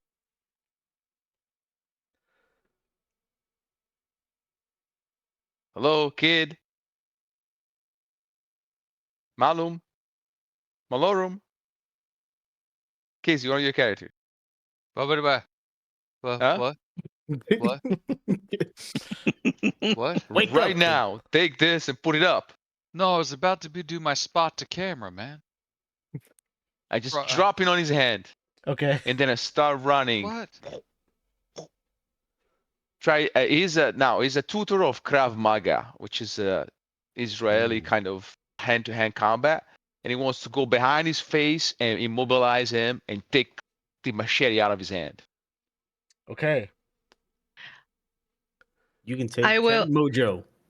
Yeah, I will Mhm. give. I'll give 3. I will I'll give 5. Yeah. It's a lot of mojo. All right. Go ahead and make your attack roll. Oh shit! 75 to hit. It's a fumble. Oh! God. Roll a d4. I wanted to do something heroic, and a fumble comes out. 3. Do you have a luck modifier? I have a +1. +1. Okay, so that'll reduce the fumble to a 2. You trip. Give me a reflex save. Can I use the mojo that would have used on the fumble? Unfortunately, no. But it's a 15. 15. Okay, nothing really happens. You catch yourself, but it gives him enough time to turn around and look at you. Hi. This is my moment. Finally. Okay, that'll bring us to Jives. Okay, so Lucilla, who was very much against sitting down, where is she in connection to Mr. Too Many Cooks? Probably that's the one that refuses to sit down. So like, you're probably the one that's like in the best position possible because you'd be off to the side a bit. He's at the head of the table, like in between the table and the tree. Sure. Okay. So I have some rope and I still have some rope left, and I have the javelin that was used to kill my beloved Daniel, and I'm gonna do this, and I'm also going to grandstand when I do it. Okay. And so Lucilla, she just looks right over and she goes, "You'll never know what we had. You'll never know what we could have been, and I'll never know either, and it's your fault. This could have been a whole series.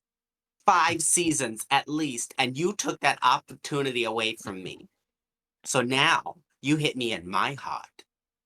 And you hit, oh God, Franklin in his heart. And so I'm going to hit you in your heart." And she proceeds to take 5 mojo. 5 mojo. 5 mojo. She proceeds to take the javelin that she has now turned into a harpoon because of the rope and shoop. Yeah. I mean, don't roll a 1, I guess, because you got plus Okay. 15. I got a 16 Okay. to hit. Why do Oh, we we got a raid coming in. Why do we die? That We die for hits. the booty. Let's see who's coming in here. Lollygaggers Lollygaggers. rating. Thank you so much for dropping in here. Appreciate you bringing the gang over. Hope you guys had a good game. We're playing some XCrawl tonight, and I don't know if I can really sum up what's happening. We're fighting a serial killer and trying to put a topper on a Christmas tree in a mall. And we're raising money for the ACLU Foundation. That's what's happening tonight. So you can give us a donation if you are so generous to do so. Every $5 we raise for that gives them a point of mojo that they can use in the encounter here. But if not, feel free to hang out. We're glad that you're here. So we're going to see some damage here from this javelin. So a D8. I'll say D8 of damage. I think we determined on that. Okay. Ooh, I got an 8. Oh, shit. I mean, he's got more hit points than your average foe, but 8 points is a big blow. So well done. And he's looking to be about half the serial killer that he was. Anything else? Do I have to do anything else for the grandstand or no? Oh, yeah. Go ahead and describe that and then give a personality check. Okay. Describe everything that harpoon. Oh, through okay. chest, That was all a part of the Henry grandstanding. Daniel, Yep. Franklin Benjamin. And then performance check. Okay, what's her performance? Okay. I got an 11. Her score is a 10. Probably, I would say it's not worth it to burn luck on this. So I think narratively, the audience is just maybe distracted. They're turning the channels right now, like looking for news about what the hell's going on, and so it's just like it just doesn't quite connect to get the fame. Wow. Okay. And as you'll find out, this character, we'll explain it at the end, but actually nobody maybe is even seeing this because this character here can't be filmed. And so there might be a blackout on like when you did the What kind of epic. follows nonsense? Yeah, I know. It's rough. We turn Oh, do you have another character to go? Claudia has that flail from earlier that you said it's what, 1d6? 1d6, yep. 17 to hit. That hits. Okay. And then 4 damage. Okay. He is And then still up. Salvuccio has a spear. 1d8. A 12. That one will miss. Okay. All right. That will bring us to him. He's got the javelin in hand, or the harpoon, right? Yes. So yes, it's been harpooned. He kind of allows. Which I'm now realizing may have been a mistake. Yeah, he's starting to like come closer to you with the machete out, and he's gonna make an attack roll. Let's see. A 15 to hit. That will absolutely hit. Oh wait, no, I got the chainmail. Oh, okay, her armor class is 12 with the leather armor, and she doesn't have any impairments. So it would be 15. Do you have agility score? My agility is 9, but I have no modifier. Okay, it still hits. No. So, Oh, 5 points of damage. And Lucilla is absolutely dead. She does a very wonderful rendition of "My Heart Will Go On," but only in her mind as she's dying. Sounds good. Lyra. Oh God. All right. So, and to the best of to my knowledge at this point, this is the only bad guy that like all the goblins have just kind of like goblins scattered. scurried, like they're at the cage Okay. doors, like let us out, Let us us out. Okay. I think that Martha is going to immediately stand up. She's going to step like very confidently up on the table and be like, "We're killing this guy," and then she's going to try to shoot at him with her longbow and get a 5 mojo. it was a 13, so 18 18 hits. to hit. Awesome, thank you. For two points of damage. Still up. Come on. And I know, right? And You don't have the nuclear weapon we're talking about, right? no. No? That wasn't Too a real bad. thing. Too bad. Too bad. Is there any like is there anything on the table? Like, is there any like bottles on the table? Sure. Yeah. Like fizzy bottles on the table. Yeah. All right. So Faustina is going to grab a fizzy bottle. She's going to take her lucky bottle opener that it was actually a souvenir from like a big settlement that they had at the law firm, and that was like the only thing she was able to take away from it. So it's her good luck one. She takes like a bottle of something fizzy and just she shakes it up as much as she can, and she opens it and she tries to spray it in his face to kind of blind him or like put him off his game. Sure. Give me let's call it an agility check, just to aim right for the eyes. Oh boy. Adding 5. Oh, that was 17 plus 5, so 22. 22. Okay. I'm going to have him do a fortitude save. He has a chance, so I'm going to roll it. I rolled an 18. So you get him in the eyes. He's like, you can see the burning. He's rubbing his eyes. He is effectively blinded. Attacks against him for the next round will be at a +4. Awesome. That's it for me. That will bring us to Casey. so Malarum is dedicated to getting his bit to camera. So he's got his Masamune replica in hand. He looks to the camera. He's like, "Brah, do you ever feel like you've got a Masamune to wrap, a Christmas tree to decorate, and a serial killer to deal with? What you need is the free wrapping service at Mall. They'll take care of it for you so you can pay attention to the important things in life." And he sets the Masamune down, and then he takes the Christmas tree topper and he tries to set that up on the top. Meanwhile, the other two are absolutely just like, "Oh shit," and attacking with a club and a dagger. Okay. What do you want to deal with first? So the topper, this is like a 20-foot tall tree. Oh, it's so tall. Like, oh. We'll deal with that first. Do that first. Okay. So if you want to climb the tree, just like limbs climb up there.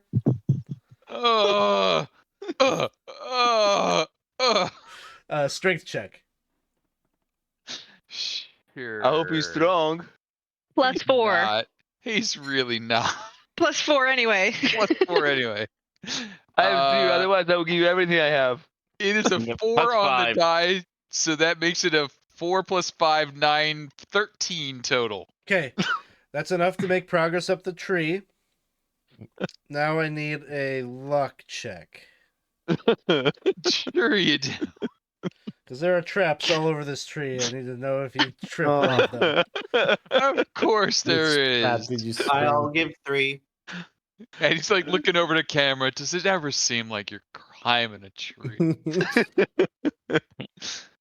That is a 9, which is under the luck, and a 3 more makes it even more under the luck. Okay, somehow you manage to make it all the way to the top without tripping any of the numerous traps, and put the topper on the top.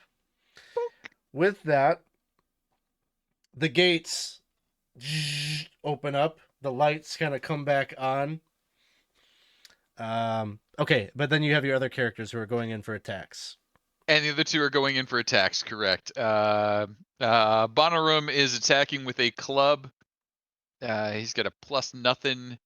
Oh, he crits it, 20. Oh, shit. Okay, this is probably it, but let's see. Let's see. You're level 1. Or level 0. I am level 1. It's a club. I'm doing a D4. D4.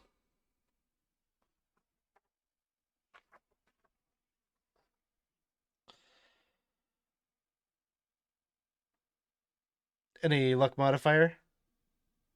No. Okay. What did you get? I have a 2 on the die.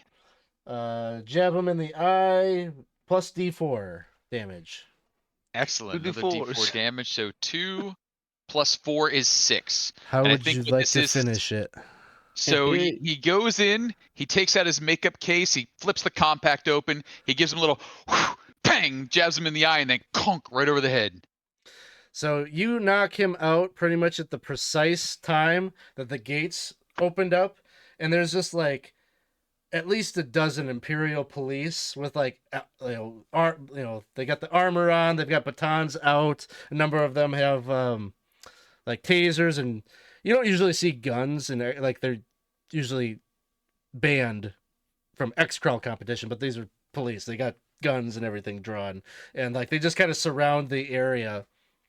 And the goblins are being let out. Like there's XCrawl staff that are coming in, medics that are trying to like come in, and basically this just becomes a whole fiasco here for the next several hours of taking statements from you all. Basically, it comes out that yes, this was a former XCrawl competitor named Bill Tokarski. He went by the moniker of the Butcher for many years until he got wrapped up in a scandal where he was actually trying to involve himself in competitions where he was not participating, but he had rivals or people that on opposing teams that he hated, and he was inserting illicit traps into XCrawl competition to try to take out his many enemies. At that point, he was barred from the XCrawl competition, but he was very persistent to try to get on TV. He started like showing up in the audience dressed as like a mascot bear, and he was always trying to get himself on camera until eventually the guild just had enough. They got the Imperial Wizards involved, placed a curse on him that he could not be videographed or photographed in any way, shape, or form. But he was desperate to get back into the limelight, and so he took this moment to don this appearance as a serial killer to try to get on there. If we were panning out, just as he was dying, the curse would have been lifted, and you would have seen this pleasurable smile as his face will be plastered all over all of the TVs and news reports from here on out. His dying wish will have come true. Meanwhile, you all receive your rewards. You get, I think the previous group got +3 fame due to their many circumstances, but you're all going to get +5 fame because this serial killer thing is going to be, there's going to be a lot of docuseries. Like this is going to be all over, and your face is going to keep showing up as some of like the firsthand accounts of what happened here at the mall today. Afterwards, DJ Jello Shot will invite you to an after party in the weeks to come to smoke cigars and drink cognac in a refined, he's like, his whole persona is not this party animal that you see on TV, but he just wants to kick back and tell some stories of this horrible thing that you all went through together. But that's it. That's the end of your XCrawl adventure. I think some of you did okay. Casey, all are still alive? Shh. There's plenty of time to deal with them. Yeah, last time I did that, you said which one's the lowest luck, and they died. Yeah, it's not a one shot, so I won't do that to you on this one. So you have you all have either one or more characters that you can choose to level up to level 1, and they will become your kind of primary character as we'll start talking dates and try to figure out when the next session will be. So hope you guys had fun. Stefan Surratt, if you're out there, I apologize for all the changes that I made, but I hope you'll watch this and enjoy the parts that we kept in and everything like that. And I really appreciate you sharing all of this, because this is every single encounter. The serial killer thing, he had something in there about a serial killer that was supposed to be like a follow-up adventure that you'd write, or maybe that he was going to write. But I was like, I'm going to bring that right into the that's gonna be the main story of the whole thing. So very cool. So thank you all out there for the donations. Thank many of you all here, as you donated quite a bit to make this a success. Looks like I'll be donning the Mind Flayer costume here sometime in the near future, and we'll do that as well. So any parting words before we call it a night? Well, I think this was a success. I think there's not been any TV murder mystery history in the history of the Empire, so hopefully this will be remembered. I really like the setting of the mall. I mean, as soon as I heard it, I was like, yep, sign me up. That was great. Shams Club, the membership that pays with itself. Yeah, you'll have to type all those brands back in the chat, because we'll use some of those for some of your sponsorships, perhaps. So, yeah, thank you, Alex, for running it. I had a lot of fun. I had a lot of fun with everybody. Adrian, backgrounds on point the whole night. Well done, sir. Right? Thanks for welcoming Thank you very me. much. First time doing this kind of campaign. Super fun, super stupid. Thank you so much. Awesome. I'm looking for someone to raid here. We don't have any TTR. I think we're just going to the 80s dance party tonight, probably. Dance party. All right. Thanks all. We will say goodnight and hopefully see you very soon. Take care. Come dance with us. Come dance. Yeah. Yeah.